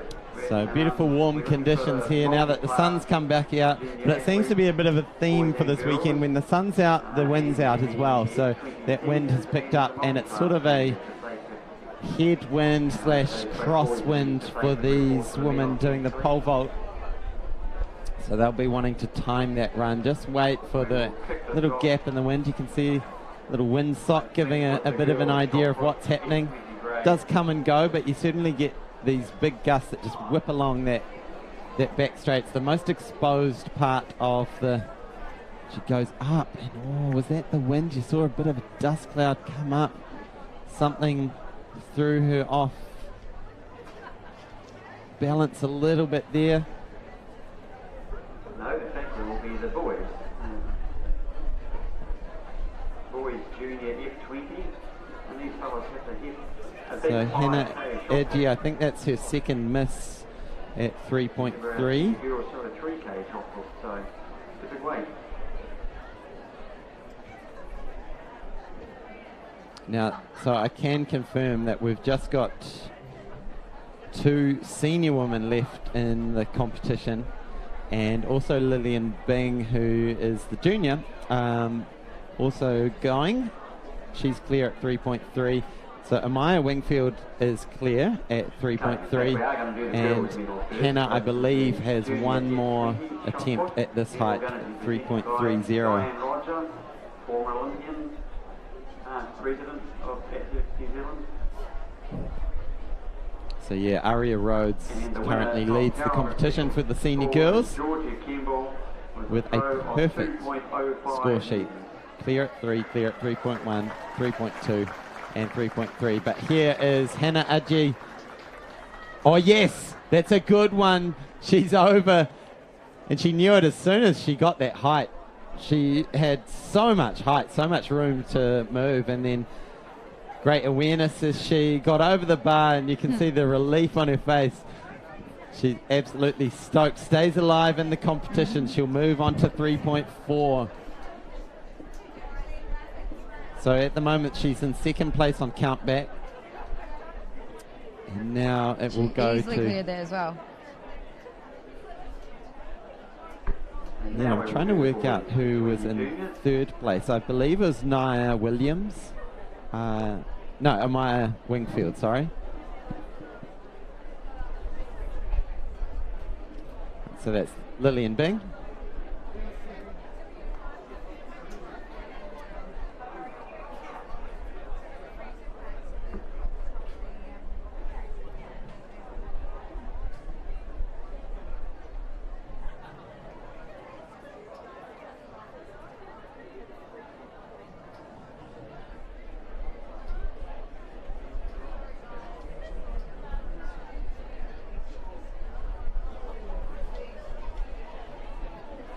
So, and just as a heads up of where we're heading on this, the coverage on the Sky Sport Next YouTube stream, we have just had the 100-metre semi-finals / prelims.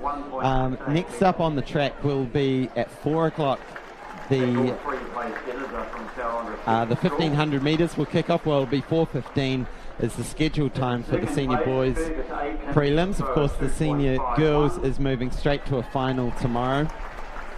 So 4:15 is the scheduled time on the track for those senior boys 1500s.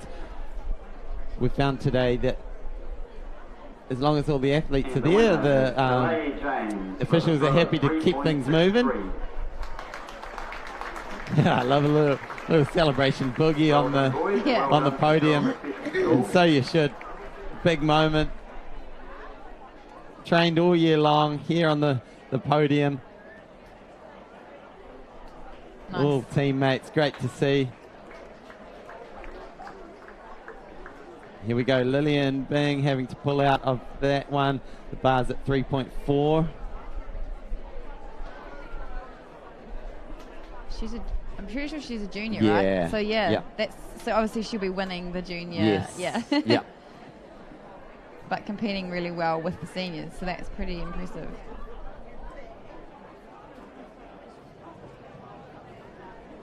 I remember last year in the women's pole vault competition in Wellington was just horrific conditions, just gale force winds, and they did so well in rain and wind to get through that competition. So I'm sure they'll be enjoying it so much more today. Yeah.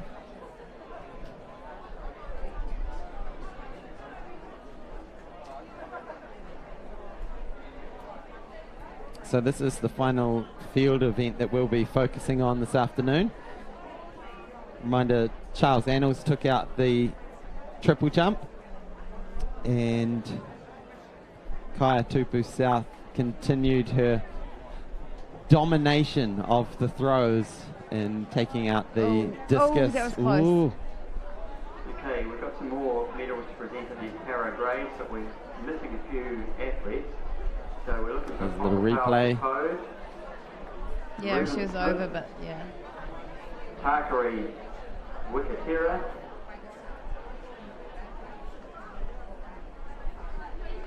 Just three, we're talking before. Those three could make their way down to the medal tent, please.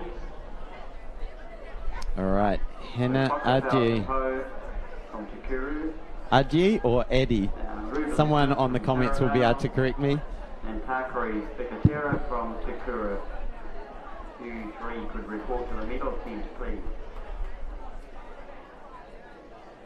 You can see Portia Bing having a good chat to her sister, giving her a few pointers.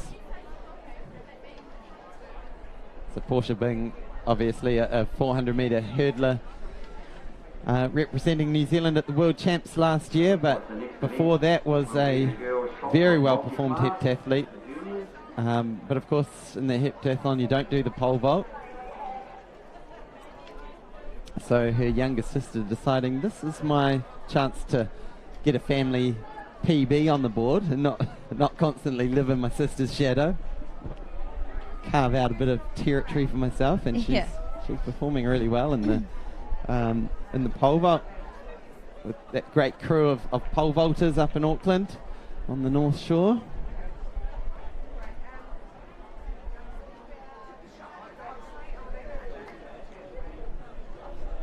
So hana-rae, she was clear at 3.3 in the last round with her last jump. She's over. Wow, that was great awareness of the bar, because I thought that she had just run out of speed to project herself over that bar, but just through sheer awareness and getting her body high enough was able to manipulate her body over the bar. Great technique at that high point in the vault. She'll be absolutely stoked to be clear with that vault on a first attempt, which could put the pressure back on Aria Rhodes, who has an absolutely clear score sheet so far. Clear at 3, clear at 3.1, clear at 3.2, clear at 3.3. Now the bar's at 3.4. But hana-rae has gone clear on her first attempt, which could put the ball back in Aria's court. We'll have to wait and see if she can get a first-time clearance and keep her clean score sheet alive. 2 seniors and 1 junior, and the bar is currently at 3 meters 40. Here she goes, just setting herself, gathering up speed, springing down that runway. Oh, and puts the brakes on. She'll get another go at this. Junior boys high jump's going pretty well. A few boys still left in there, being cleared recently. Just about so it's important, if you're not feeling it, if you feel like a gust of winds, just put your stride out to put the brakes on before you cross over the threshold of the bar, and then you'll have another chance to give it a go, provided you don't run out of time. So how long do you have? I think you have a minute. That's not long. Yeah, it's not long. I could be wrong with that. It might be 2.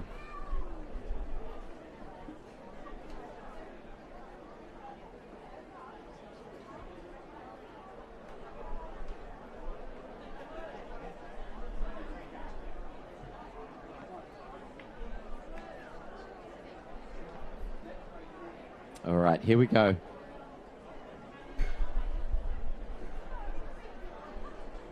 Now, there was There was a yellow flag, so maybe time was up, or if there was some like maybe that was You know. it. They are going to proceed with that ceremony without them, So that was assistance can help them get there. the time. I'm I I'm think so. assuming. So it must be a minute, because So that red was flag that goes would have up, been a minute. yeah. Yeah. So you must have a minute to complete the jump Yes. from the start to finish if you run there and back. Yeah. Now that's really, really interesting, because what it means is that now Aria, after having an absolutely perfect score sheet, will have a cross next to her name on the 3.4 column, which should say that hana-rae now moves into first position, if my understanding of the countback rules is correct. Going clear first time. So here's Lillian Bing, of course, leading the junior competition. So when we do have a situation like this, when the juniors mix with the seniors, we will show a bit of that, but obviously we're making sure the spotlights is on the senior events and really hero those events. It's the last chance for these athletes, many of these year 13 athletes who have often heading off on scholarship or off to university, and really give them a chance to hit the spotlight. Wow, Lillian's over. Whatever Portia said to her is paid off. I'm sure Portia will claim that one. But Lillian, great vault. Look, she had the height and good speed as well. And his throw was 8.15 metres. Having enough momentum to clear that. She's right up there in the middles for the senior women Absolutely. as well, right? In second place was Rory Poff from Check St. what Thomas. her personal best is, because that must be getting up close. So her best is 3.25. So she's Really? 3 metres 40. Wow. So she's added 15 centimetres. That's massive. Big, And the winner, big Richardson, PB day Wellington College, for Lillian. Brian Henning with a throw of 12.12 metres. So I think, is this the para shot put? Here we are, back to Aria Rhodes. Oh, it was looking good at the start. She just grabs her side a little. So she's got one more attempt at 3 metres 40. Yes, so And the other two are through. absolutely. And up until this height, she had a perfectly clear score sheet. See, this is one of the dangers of pole vault. Not only are you flying 3 or 4 metres up into the air, but if you clip the bar, that's going to come down and land on you. You've got to make sure you don't land on your own pole. Everyone's seen those YouTube videos. Oh my gosh, there are a lot of YouTube videos. Especially, yeah. Don't go down that rabbit hole, Yeah. Pole vault mishaps. Distance runners often just like to look at the steeples, Oh, steeplechase scary. With a throw of mishaps. 9.99 metres, 57% of the world standard.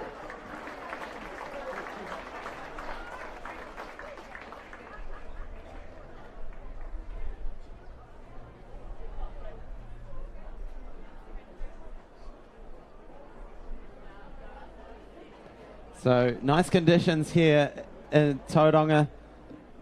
Loving the sunshine. Based down in Taranaki, and we haven't seen the sun for about 3 weeks. Really? It's What? been constant rain since summer arrived. Just decided to rain non-stop.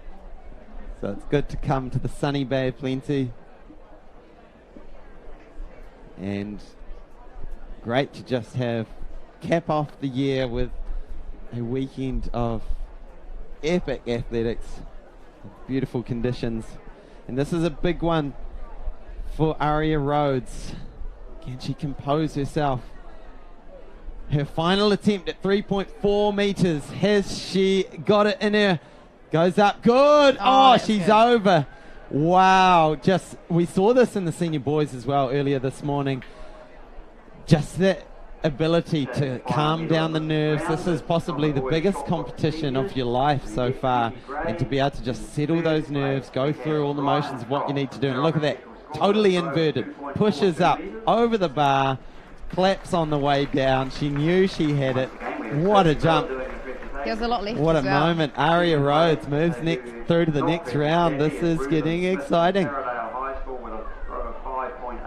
So she's got a best of 3.57, well, this season. 3.57. 8.33 metres, 48.18% of the world standard.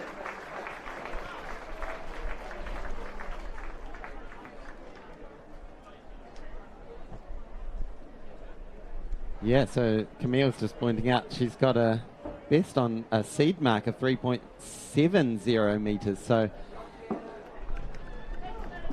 I could be wrong with my 3.57. 1 metre 65, and still have Maybe it's athletes left in at this stage. Yeah, so Lillian has decided to jump for 3.51, which might be aiming to potentially get an age group record potentially. So she's not going to compete at this height. So it'll be interesting now that she's won that junior competition. Obviously, she's in great form, and she might want to tick off one of the age group records. We'll try and get confirmation on that. But here we are back to the senior competition. hana-rae, can she respond? First time at 3.5.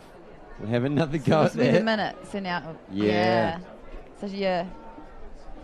So Right. So she's trying to beat an age group record. I'll look up her age for Lillian. So she's 15. So it must be the under 16 record, age group record that she's going for. or is it the secondary schools record to meet? Could be. Don't know. We should know that. All right, so hana-rae. She was clear on the first attempt, 3.4. Can she go clear at 3.5? Just clips it with her foot on the way up. Had good height, though. Don't think she'll be too unhappy about that attempt.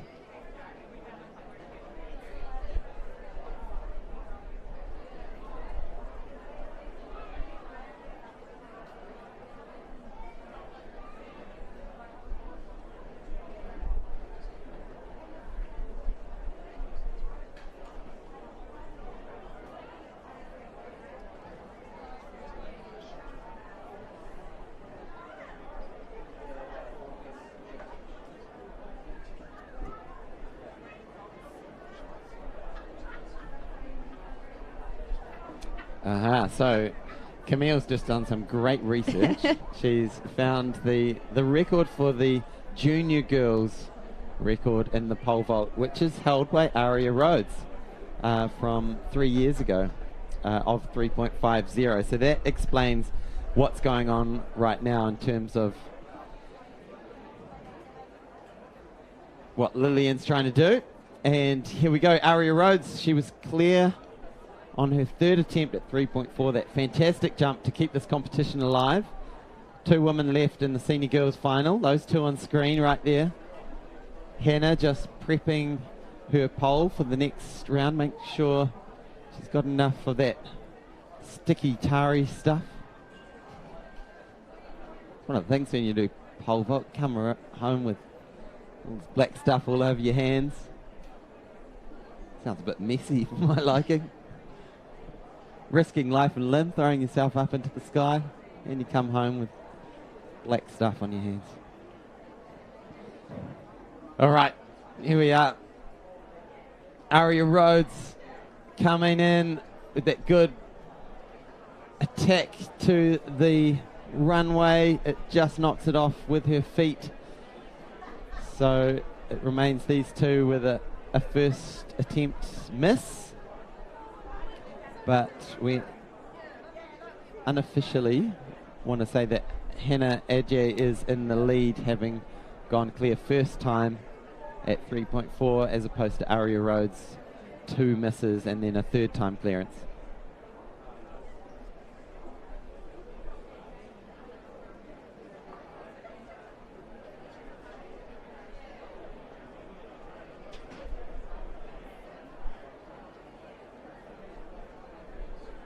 So it won't be too long till we go live with the senior boys 1500 metre prelims. Reminder that the senior girls will be a straight final held tomorrow.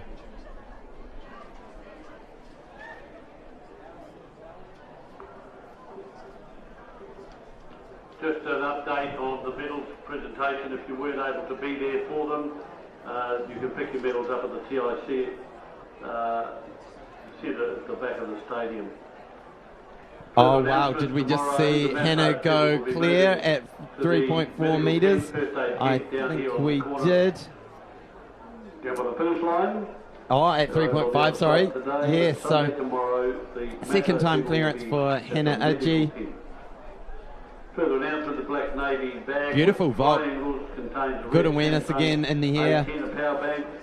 Getting over that pole cleanly. Charging cord, earphones. All you need is a young one. Representing Mount Albert Grammar. So if you're from Mount Albert, make sure you, and if you're from Pinehurst, make sure you let your classmates know, let everyone know who needs to be watching this exciting end to the senior girls pole vault competition. Here we go, Aria Rhodes. Can she respond? 3.5 metres. Going up and over. What happened there? Was it the pole? The pole took out the bar. So this is the other component. When you get the height, and with these poles that are the same height or higher than the bar, you need to push away that pole. And it just knocks it down. It was such a good vault, apart from that last little action that you need to make in pushing the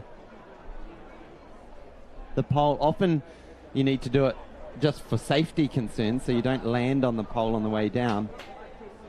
But also, if the pole's 3.6 metres long and the bar's set at 3.5, it can knock it over. That is heartbreaking for Aria, and again, it puts her just on the back foot again. So she's got one more jump left at 350, yes. Yeah. One more chance. So again, she obviously can do it. Her competition is on a thread, hangs on a thread.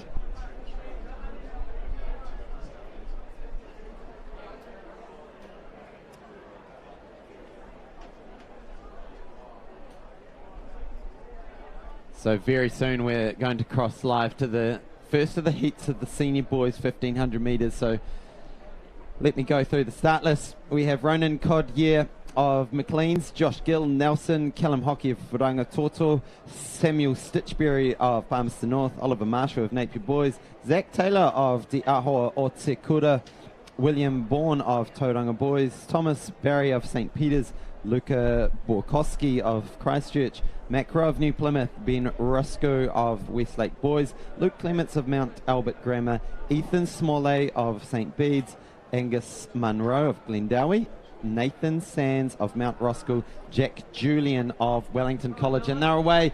Elbows are out, spikes are out. Here we are with one of the blue ribbon events on the track, the men's 1500. This is heat number 1 of 3.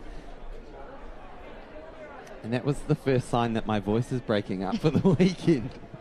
Last national secondaries, I was a mix between Barry White and Justin Bieber on the last day. So yeah, lots of very deep notes and lots of very high notes. Look at this. You've hit the headwind and the brakes have gone absolutely on. as we saw in that 3K, when they came around that corner into that headwind, no one wanted to take the lead. And this is going to be painfully slow. We've already clicked over 45 metres and are barely partway down the 100 metre straight. So 54 seconds. So that is, you're around about 4:30 pace there,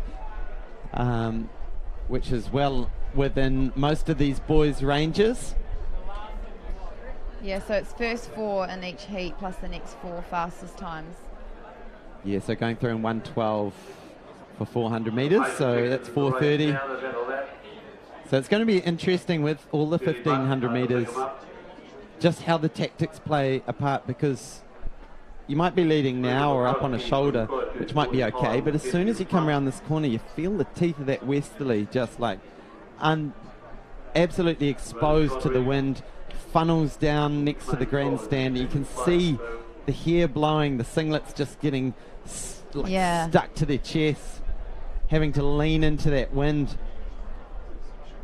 Oh, he almost stepped on the inside there. I don't think he did. Yeah, just as it slows up, you know, it feels good from behind. You're not having to do that work, so you end up stepping on the heels of the boy in front. Yeah, so it gets really tricky. So Luka Bulkowski of Christchurch Boys is that man out front. And the pace is still just cruising along. I mean, we're already at 2:13 and we're nowhere near the 800 mark yet. Absolutely.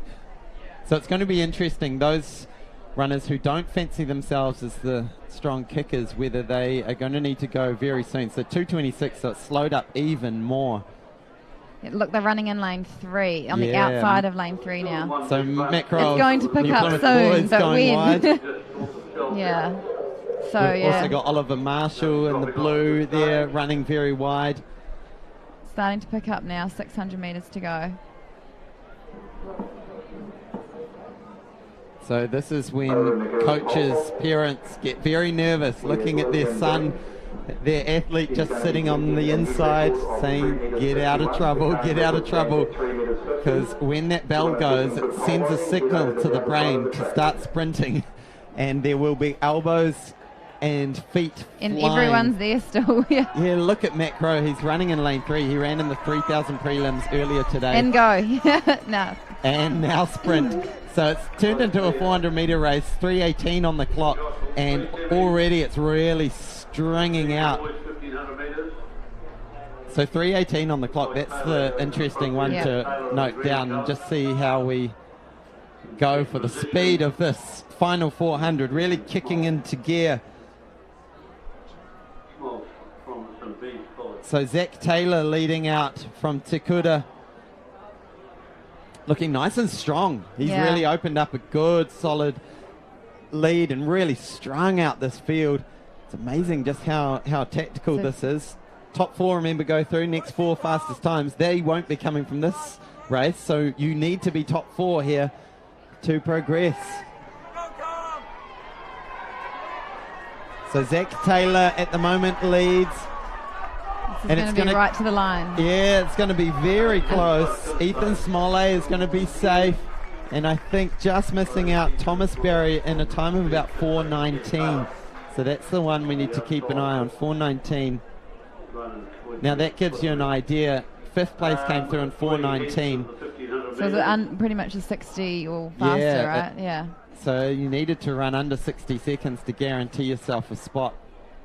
Now that's when it comes to, you might be a 1500 metre runner, but you need to be able to run a very fast 4 to progress in the rounds. Much appreciated. So back to Lillian. Now I assume... And we were fortunate that there was no St Patrick's College... Well, we can confirm... I was about to say that Aria had gone clear, but we'll try and get an update on what's happened to the senior girls pole vault competition, whether Aria is still in the hunt. But here's Lillian, got her eyes set on a 4:51. 3:51. Yes, 3:51. Sorry. I was going to say that's pretty high. Still got 1500 metre times in my head. Yeah.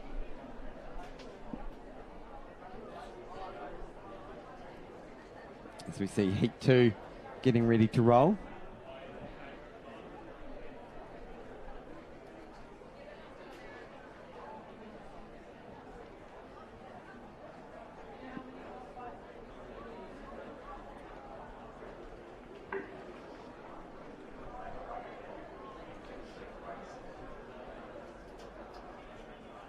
So that result there, Ethan Smolls, St Bede's College first at 4:18.69, Zach Taylor second from his school, 4:18.73. Oliver Marshall, Napier Boys High, third position, 4:18.90, and Ronan Codry from McLean's College, come at 4:19.10. And the other thing I was going to say as well, we've got some people running the 1500s that have run the 3K only a few hours ago. So actually, Absolutely. it's not just the sprinters that are running a marathon. It's Yeah. you so we also, saw- if you double with the 3K 1500, you run the 3K, then the 1500 metre semis, and then the final tomorrow. So And this is one of the Big challenges when you're looking at a weekend as an athlete or a coach or a parent, trying to work out where you're going to put your focus. And often you're looking at those events, no, I can't do the prelims on that because I've got this other event. And then you find out, there weren't enough athletes in that event, so it just went to a straight final. And so, I could have entered that one. So there's these really tough decisions that need to be made. And the organisers do a great job of accommodating scratches and, adjustments to entries, but it can be very tricky to get it right. Now, the bag of chips is open, so I'm guessing the competition must be over in the pole vault. So I assume that means hana-rae has taken that out. Senior boys 1500 metres. Very unofficially. Okay, let's switch over to heat number 2. So we've got Christian Cumming of Taumaranui, Jamie Barnes of Wellington, Jake Jackways of St Andrews, Ben Bidwar of Cambridge, Chanel Muir of Catholic Cathedral, Matthew Clark of Lincoln High School, Cameron Potts of Havelock North, Mason Waterworth of St Patrick's, Jude Darby of Westlake Boys, Samuel Doherty of St Bede's, Henry Ellett of Christchurch Boys, Alexander Chiefitz of Wakatipu High School, Max Irks of Francis Douglas, Andrew Carr of Hamilton Boys, James Corbett of St Peter's. The pace looks a lot more honest faster, this time, yeah. so they're going through 350 flat. So that's Andrew Carr leading them out. Yeah, so good job by Andrew, just setting up this race to be a lot quicker. So remember, 3 heats in the prelims. And I can confirm that Thomas Berry was in 5th place in the previous heat in a time of 4:19.51. So that gives you a bit of an idea of the time that need to be hitting. So the top 4 on that event was Ethan Smollett, Zach Taylor, Oliver Marshall and Ronan Codere. Pitching out quite nicely this heat. Hamilton Boys High, runner Andrew Carr in front, Corbett's in 3rd position, Jude Darby in 2nd. I actually had a look at the wind reading. Nice. Yep. It's pretty windy.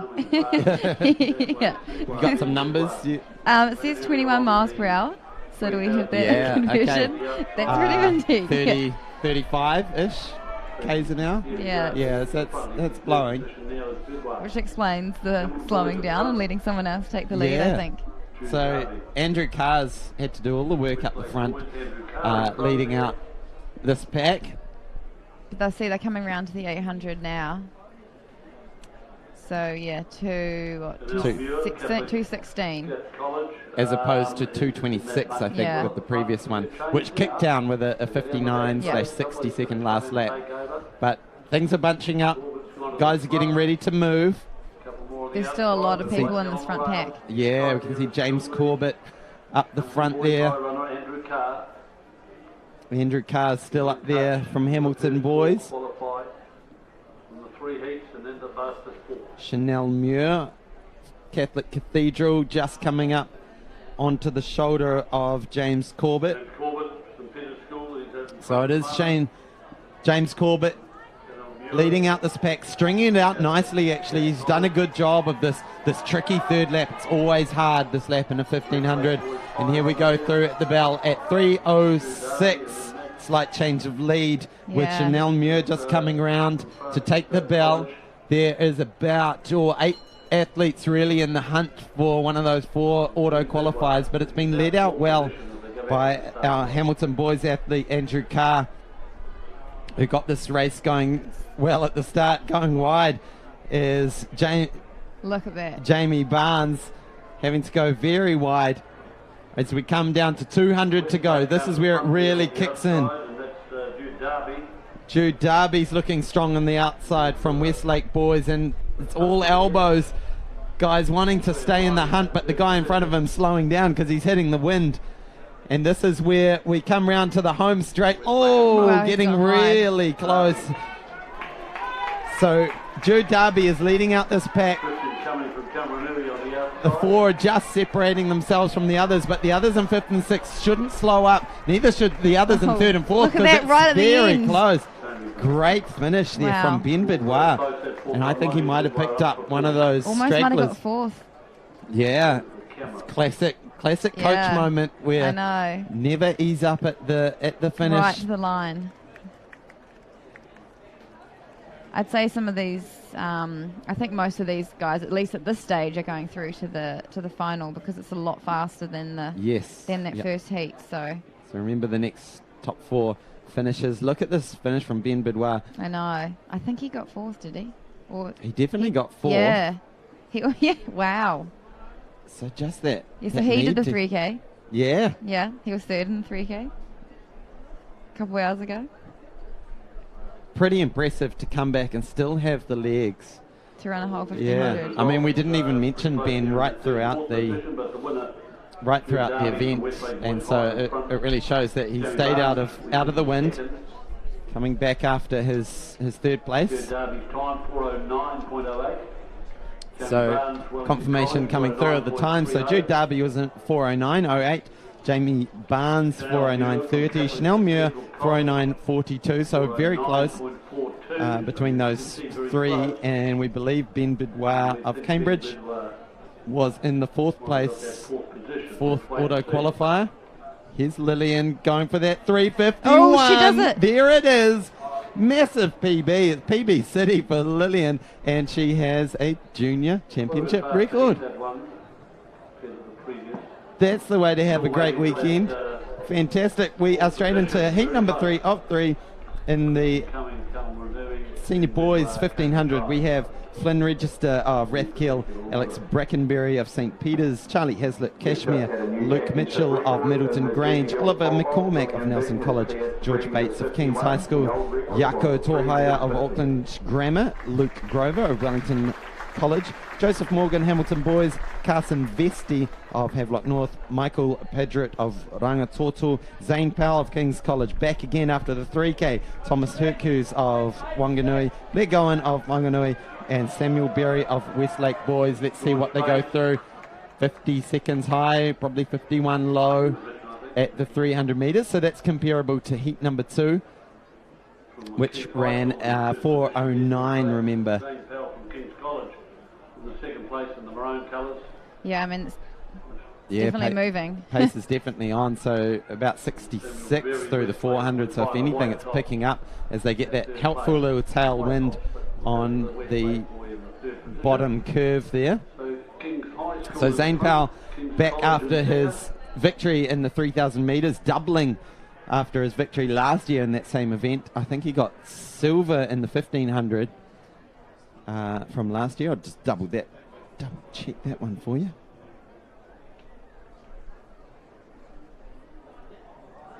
Yeah, so it was Liam Back who took out last year's title. Zane Powell in 2nd, with William Sinclair in 3rd. So nicely poised is Zane Powell, trying to conserve as much energy as he can. Just sitting in behind George Bates there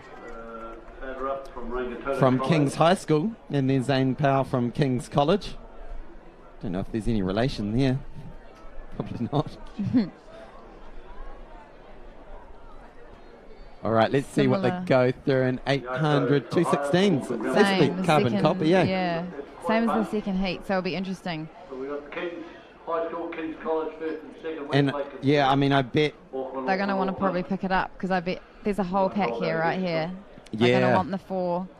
I bet George would love a bit of a hand just pulling these guys out, but it's almost too late. He wants to kind of hold on to that lead and not end up boxed and chucked out the back of that pack.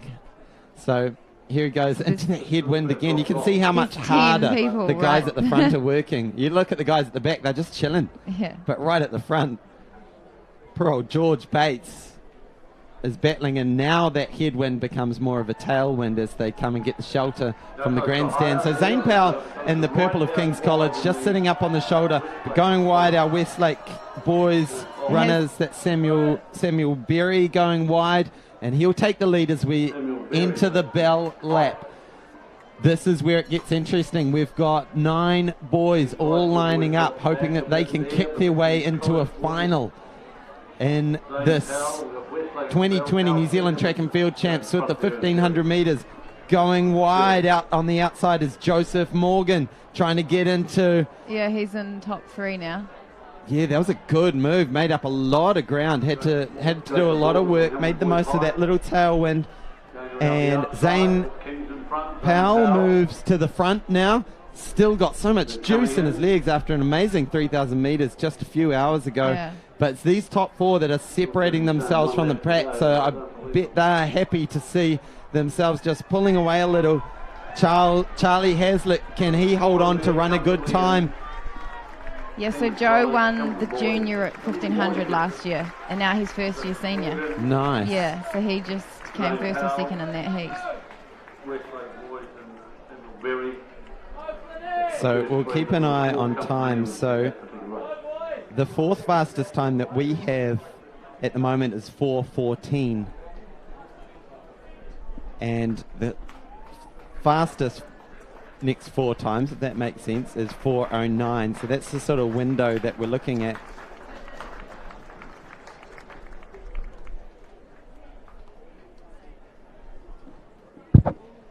As the auto qualifiers. Oh, back to the pole vault. We've still got action.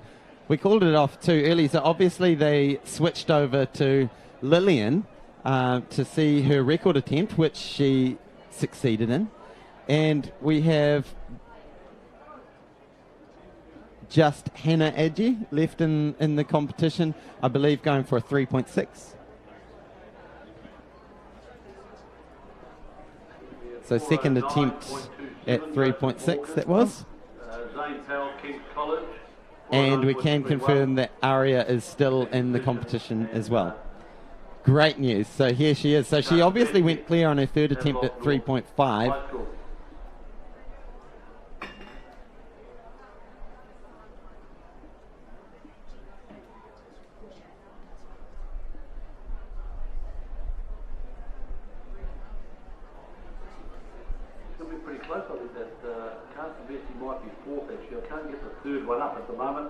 Here she goes, Aria Rose. She's sitting in 2nd place at the moment.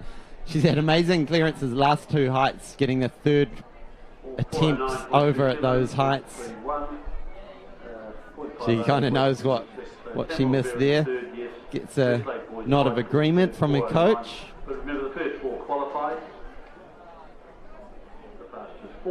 So the bar's up to 3.6. Hannah Edgy having another shot at it.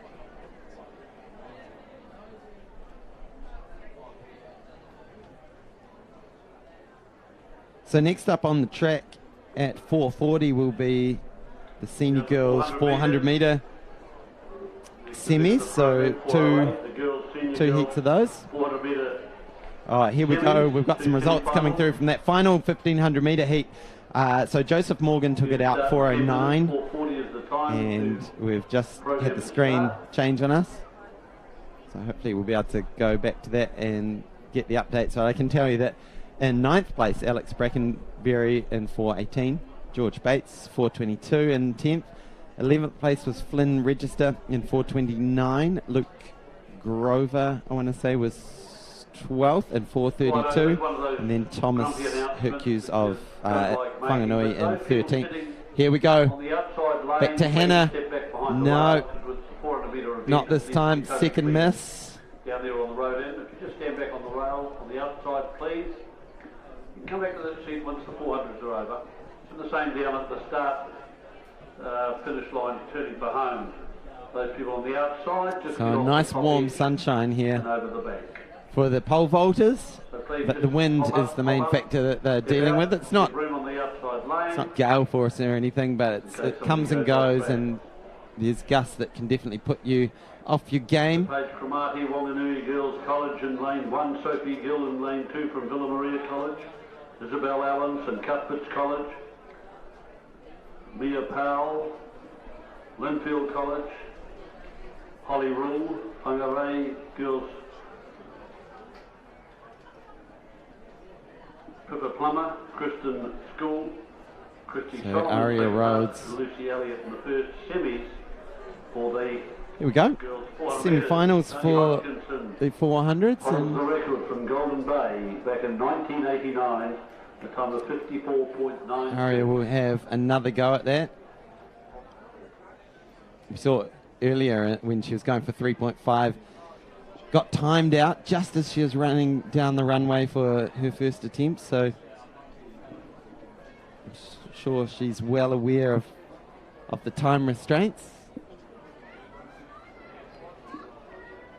Yeah, I wonder if we sub in Cam and bring him in for these 400s. Yeah, I think that would be. Yeah. Do you two we'll want to swap. double team? Or? I think Cam knows a bit more about 400s than me. All right. We'll get him on in here. We're about to start the 400s. If you want to jump in. We've still got Aria Rhodes going for 3.6. This is her second attempt, we believe, at 3.60. She had the height, just missed it with her foot clipping the bar on the way over. Good attempt. You can see by that smile on her face, she knows what to do. And isn't too happy about her attempt, too unhappy about her attempt. And I think the handshake might mean that was her third attempt, potentially. Try and get an update on that. All right, so we got some 400s. So this is the senior girls semi-finals in the 400 metres heats, 2 heats. Top 3 go through in the next 2 top times. We have Paige Cromartie of Whanganui, Sophie Gill of Villa Maria, Isabel Allen of St Cuths, Mia Powell of Linfield, Holly Rule of hana-rae, Pippa Plummer of Kristen School, Christy Solomon of Sacred Heart, and Lucy Elliott of New Plymouth.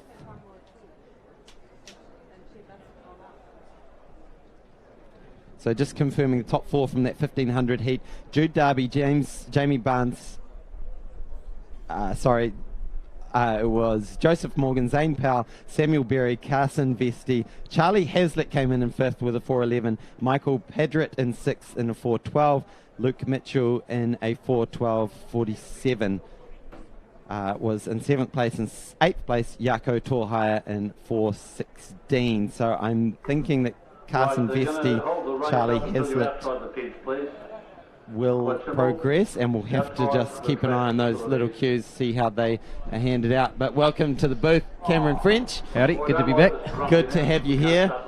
And so you're obviously known as a 400 hurdler, but every 400 hurdler has to do a few 400 flats. Yeah, no, I'm hoping to do some more 4s at some point. I've never really got the chance to have a good real run over them. I've sort of always done them in a bit of a preparation for a hurdle or preparation for another race. So yeah, no, one day maybe. It's on the card someday. But yeah, it's definitely a good event to help with the hurdles and that sort of stuff. A bit of a blow the lungs out and legs and everything. So previous winners of this event from last year, Cameron Smart took it out in 56.44. Holly Rule was in second, and Annalise Colmer in 57. And Taylor Brunger, who we've seen a fair bit of from today, was in 4th place. So interesting to see how this unfolds. We've got 2 heats, remember. Top 3 go through automatically, and then the next 2 fastest times. And the big factor, and you would have run on this track a lot, as you come around that top bend, you go wham straight into this vicious westerly that sneaks nasty, around the grandstand. Yeah, but that top bend's really key for the 400s as well. Like, you've got to take off hard, get into your rhythm down the back straight, and you've got to put a lot of work in that top bend and set yourself up for the home straight. And then with these heats as well, you can maybe look around, see if you can shut down a little bit, conserve a bit of energy, but that top end's really key to to setting yourself in that position. So when you come around to that 200 start and hit that headwind, it's always a nasty. You also get an lactic by that point too, so it's always a nice little slap in the face. So here they go, coming into that headwind. Speaking of it, this is where it gets really tricky. You see the knee drive just dropping a little, the cadence drop starts to get a little bit more challenging, and then you see the finish line. So Isabel Allen rounds into the home straight in first place, and 12.87. Holly Rule looking nice and strong as well, standing up tall, driving those legs. They'll be your top two finishers. It's going to be an interesting battle for third place, right on the line. I think it was on the inside. Close with lane 7 with Christy there. Yes, was it Sophie Gill maybe coming through for third and second place? Some tired bodies. The best bit after the 4 is when you cross that line, whether you're first sort of or that further back, it's composing yourself enough to pretend, shake hands and compose yourself and then be able to get out there and walk through. I think it might have been Lucy Elliott that just snuck through. Christy Solomon. Nice, good work. But that was close. So Holly Rule won in 59.08, Isabel Allen 59.50, Christy Solomon 59.85, Pippa Plummer 59.93, Sophie Gill 59.94. So I'm going to jot down those times. So 59.93, 59.94. The other times to beat for the next fastest time. So top 3 go through, next 2 best times. So just 2 semi-finals, and the starters in the second of those 2 semi-finals are Kate Davies from Villa Maria, Jordan Evans Tabata from Otago, Amy Walker from Wellington East, Taylor Brunga from Te Aho o Te Kura, Annalise Colmer from St. Peter's, Alicia O'Connor from Hillcrest, Anna Tucker from Takapuna, Jessica Vogel of Craighead Diocesan. Lane 1 from Villa Maria College, Kate Davies, Jordan Evans. Now talk us through these starts. What are we looking to get out from these first kind of 10 metres, getting out of the blocks nice and hard? I was talking to Portia Bing yesterday, and she was saying you just got to go for it and not think about conserving energy. You just got to get out hard and get up to speed as quick as you can. Yeah, so there's little stages, I guess, through the 4s. Well, for me personally, I always think there's the stages through. So you've got to get out hard. It's a sprint. It's not a dawdle. You've got to really go for it. But you don't want to get out like your 100-metre runs. You can't be tense or locked or really trying to muscle that that first 30 metres. So it's sort of an in-between. So hard but relaxed. You've got to get out hard. I would say fast and relaxed. You've got to go really hard as you can, but you've also got to be like as relaxed as you can as well. And how does that look for you? Is that sort of relaxing the shoulders? Is it in the hands, the breathing? So me, it's mostly the shoulders, especially in the start. Yeah. 100-metre start, I'd start a lot more aggressively. I'd preload the blocks a lot harder, and I'd come out and you'd basically just let rip. Where here I try and think if my arms are more flicking than driving. A little cue for me is like, so you flick the reins through rather than sort of really working it, and that tends to like help me relax a little bit through that first 50. And again, it's like I said, it's a relax, but you're really trying to hit that first 50 to get your momentum up. And then after that, you work into that back straight where you're doing that rhythm. You're trying to sort of, again, run as fast as you can, but as relaxed as you can. And then the squeeze sort of happens from that 200-metre mark. It's all guts and determination. You've got to start driving from there. But again, you can't tense up. If you're tensing up over the 4, it really does sap energy out of you. So Taylor Brunga neck and neck with Amy Walker as they round off the bend into the home straight. This is where that lactate really builds up. The legs feel very heavy on the outside, looking nice and strong as well. Jessica Vogel, looks like these 3 are going to advance and also having a fantastic run. Anna Tucker just in 4th place. Good closing finish from Amy Walker from Wellington East. Wow, you really see... The girls look good at the front. They were relaxed, in control. You know, they look like they'd executed quite a good little heat there. So 2 to watch in the final. Second semi there for the senior girls 400 metres. And what's that last 100 metres like in a 400? I mean, obviously, it's a bit different when you've also got hurdles to jump over. So you see Taylor running next to Annalise. And they're just able to look over at each other, a little smile, a little chuckle. Smile, yep. See you soon. Trying to get honours on to win the semi, maybe get a better lane draw. Is that a factor in the 400s, getting the lane draw? Or is it sort of a muchness? It sort of is. I mean, the top two fastest will go in that 4 and 5 lane sort of area. If you get outside, for me, I don't really mind that, but I don't like lane 1 basically. Yeah. Again, you're still running 400 metres, so if you do draw lane 1, it happens. We've been there. And you do your best in that lane. But for me, it's that you're hugging that pole line. It is a little bit tighter bends. So I guess if you are looking for setting yourself up for the final, you kind of want to aim for that sort of central area, just to give yourself a bit of a peripheral on the field as well. Yep. I mean, we saw the world record go down at that amazing 400 at the Olympics in 2016. Just amazingly from lane 8 or lane 9, whatever it was at the Olympics. Just a phenomenal run. Well, apparently with the lanes, the outer lanes, you do get less of a bend. So there is actually a lot of them are preferring to run on those outer lanes now, just because you get slightly less forces on the body with that wider bend. Yeah. So you can sort of keep the speed a little bit more in a straight line. Yeah. Makes sense. Again, it's still 400 metres, and you never know where you're going to get unless you can control a race to the point you know you're going to get those middle lanes. You've just got to try and execute the best race you can. Paddy, Auckland Grammar. Taylor Smith, Tauranga Boys College. Edward Cheetah, Auckland Grammar School. All right, so next up on the track will be... Oh, and just confirmation as well from that semi-final. So Annalise Colmer and Taylor Brunger took out first and second. Jessica Vogel in third in 58.67. Anna Tucker was 59.05. Now that books her a place in the final, as does Amy Walker's 59.83. So those two times were enough to pit the other two next fastest from the previous heat. So again, as we've seen all day, just that benefit of being in one of the later heats, seeing what times you need to beat. Kate Davies came through in 6th place, Jordan Evans-Tabata in 7th, and Alicia O'Connor in 8th. All three of those girls running 101 and some change. But next up, 3 rounds of the semi-finals for the 400 metres, where we have the full complement of 24 men about to take their starting marks, coming out to get set up with their blocks. There's a chocolate fish for you down there in the blue shirt. Peter Burley. All those 3 so as a 400 hurdler, Cameron French, what would be the ratio of practicing starting in the blocks compared to, say, a 100 or a 200 runner? Would you be spending the same amount of time working on your starts, or is it less of a focus and you're more focused on the rest of it?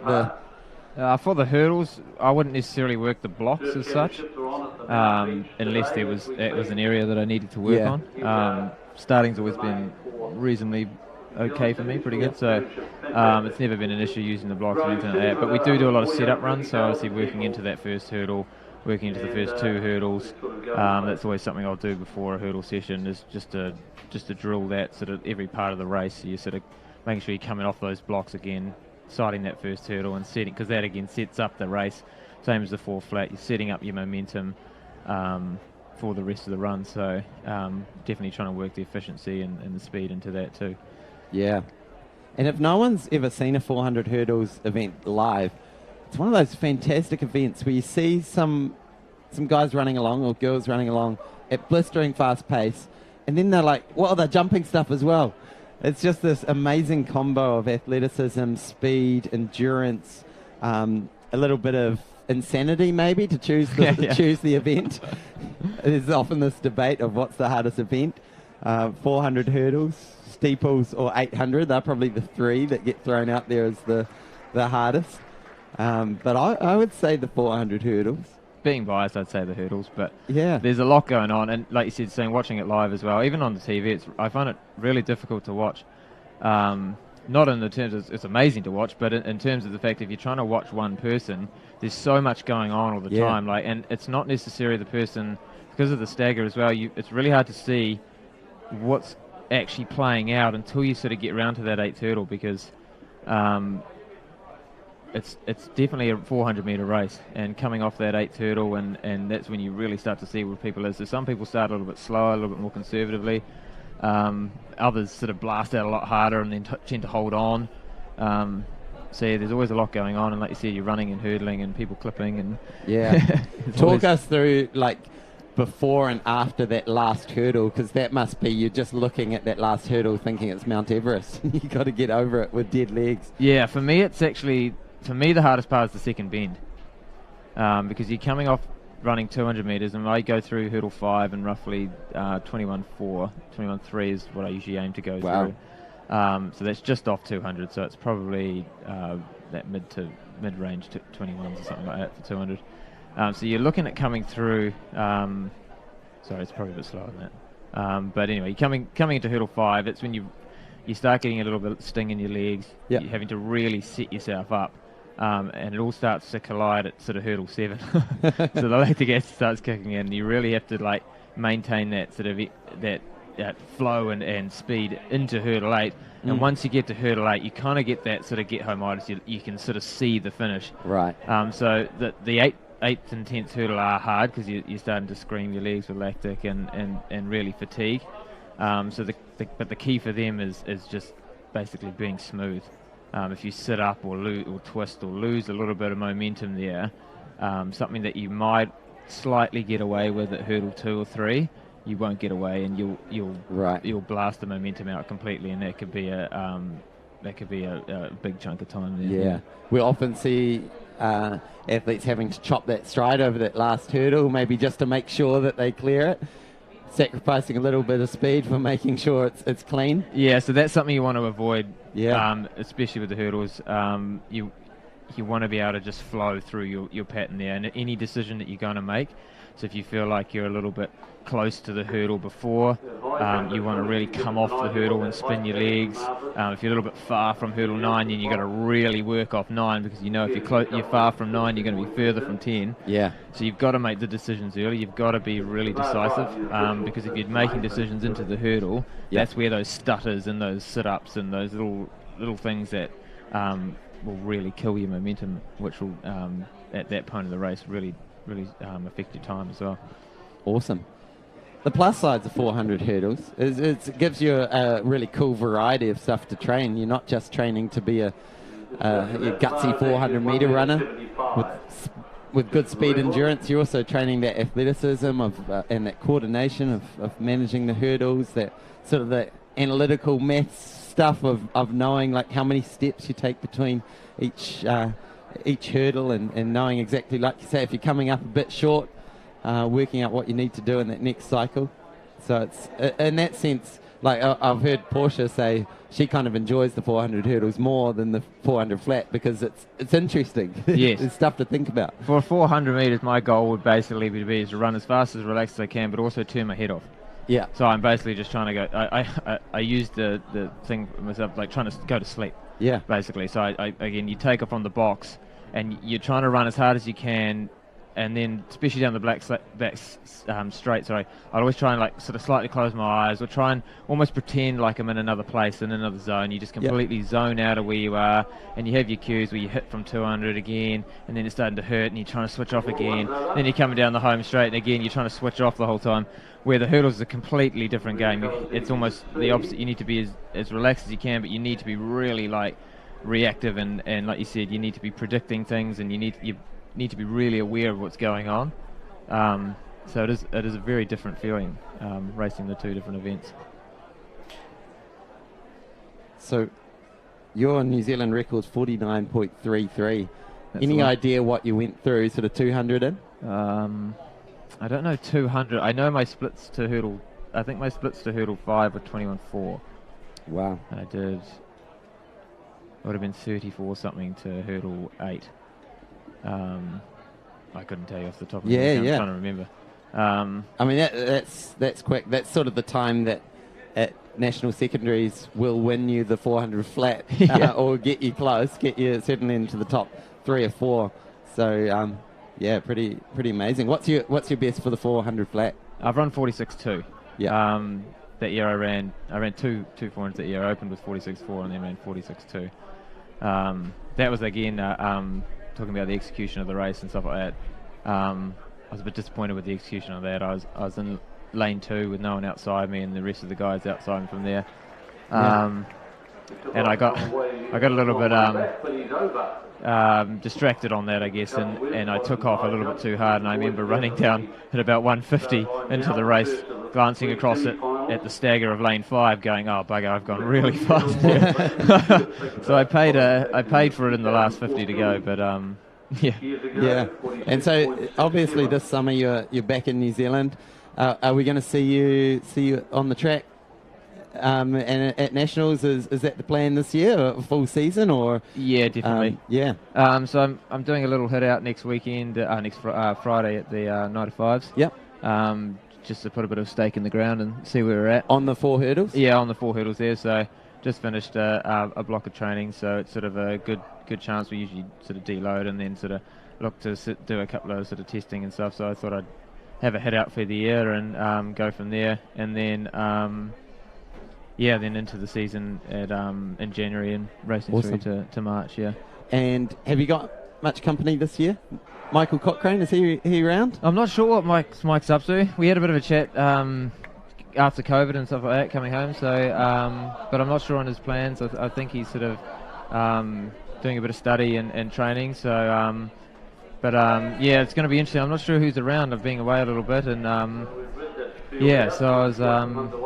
I hope there's going to be a few people out there. Yeah. Maybe some of these young juniors come out and totally step up from the 3s to the 4s. And so let's quickly go through that start list for this Heat 1 of 3 semis. So Matthew Clark, Greg Austin, Flynn Marshall, Kieran Pym, Keel Paddy, Taylor Smith, Edward Cheetah, and Apa Salome Sikayadoka.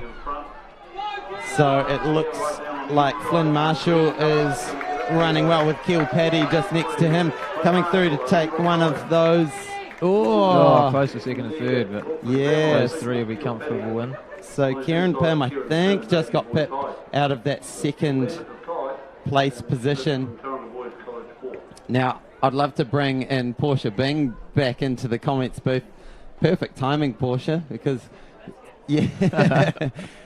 because we're just getting into the thick of these 400 flats. So what better time than to have the 2 top New Zealand 400 hurdlers. You jump in my seat, Portia.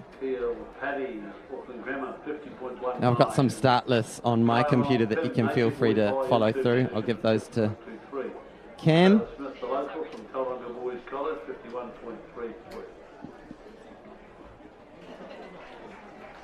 So in this next heat we have Fling McLaughlin, Jaden Gilchrist, Brian Stevens, Tom Sullivan, John Wells, Aidan Port, Raymond O'Rourke and Charles Royal.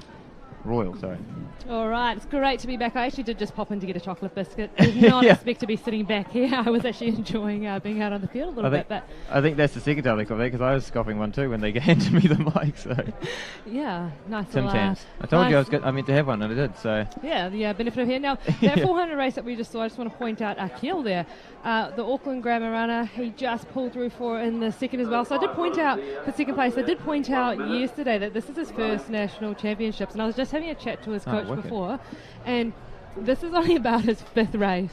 Wow. Yeah, so he looked like a pro. That was primo. Exactly, and I was like, he's just so smooth, and I just saw him kind of stumbling at the end with the old jelly legs, and I was like, oh, Keel, welcome to 400s. Oh, we were just saying that earlier as well. It's like that feeling, and you know it as well as I do. You come over the line, and you got to try and compose yourself, shaking hands. Sometimes you got an interview, and it's all fun and games. You got to compose yourself till you get off the track and out of sight. So exactly. So here we are with heat number 2. So pretty kind of stacked heats. We're looking for the fastest 2 plus the next best 2. So that's when we're going to see some really big races here. So often in the semis we will see some big PBs pulled out and some big times, because those are some pretty strict criteria.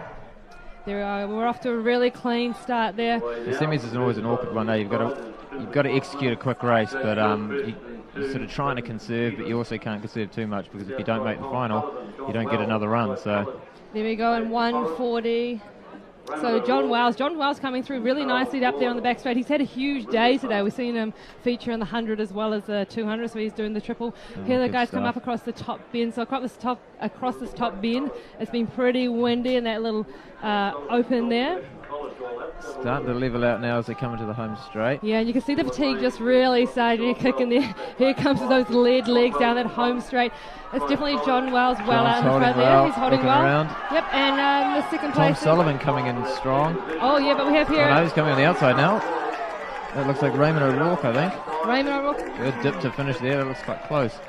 So it looked like it was Raymond O'Rourke there on the outside to John Wells to Raymond O'Rourke there. So boys, compose yourself. Great racing there.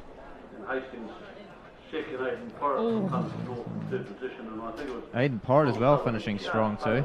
Yeah, so there we go. There's a look at the slow-mo there. There's the slow-mo. So definitely Raymond got through and then Aidan Porritt the third. So yeah, so Aidan would have to wait to hear if he is in that next top two fastest spots. But definitely John Wells into the final and Raymond O'Rourke. So that's Raymond O'Rourke from Napier Boys High and John Wells from Christ College. Yeah, so like I said, John Wells is featuring quite a lot of our races today. So, good boy. He's doing lots of racing, lots of sprinting. Lots of sprinting. He's definitely, obviously, in great shape. And I don't know about you, but I don't know. I probably couldn't go out and do a 1, 2, and 4 over the space of 3 days. No, I have done the four hurdles double at Nationals, and that consisted of a 400 heat on the Friday, 400 on the Saturday, and then 4 hurdles on the Sunday, followed by a 4x4 relay. And I can tell you that is very hard work if you're interested in doing that. All right, and here we have our final heat, Heat 3 of the 400-metre men's semi-final.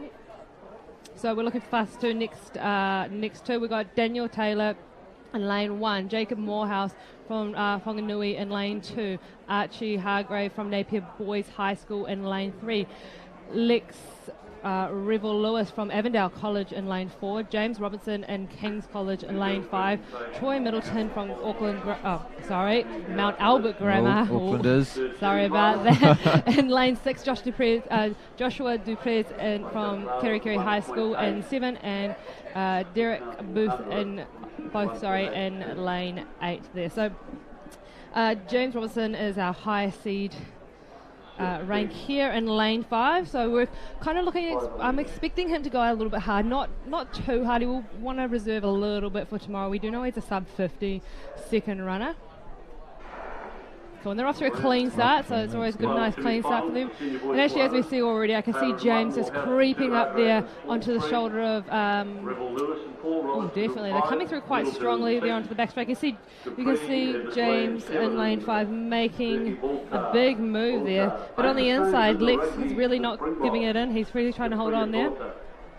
Robertson, King's College out in front at this stage of the Yeah, but definitely James right out in front, and they're coming into that headwind, 150 metres to go. This is where the burn's really going to come in, and just like the race we saw before, you can't turn the wheels off yet. You've got to come home to that home straight as the lactic kicks in. So we have James ahead in here, and next to James we have Lex is creeping in close to him there, and on the outside as well, Troy Middleton coming through. Yeah. Those three likes to be clear out in front at the moment, so definitely James through there. We'll have to see the replay there to see if it was Troy or Lex there, but it was a pretty close race. And interestingly to see, one of the big things there was that you can't turn the wheels off, especially as the lactic comes in. So if we have a replay there, we can see. Oh, sorry, he's just walked away with the.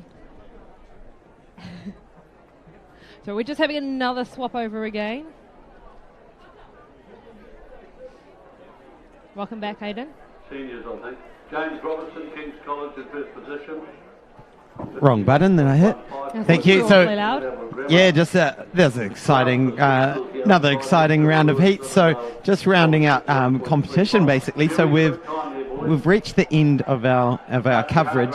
We do have later tonight at 6 o'clock some 200-meter semis and quarterfinals, but we are unable to bring you those just because it extends our coverage time, which takes our cameramen beyond or basically makes a 14-hour day for them.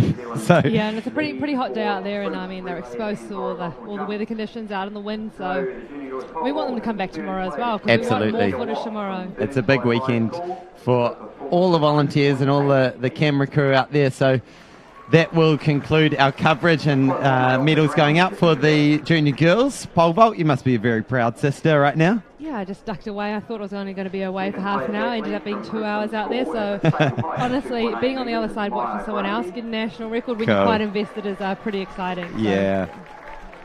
Yeah, so very cool.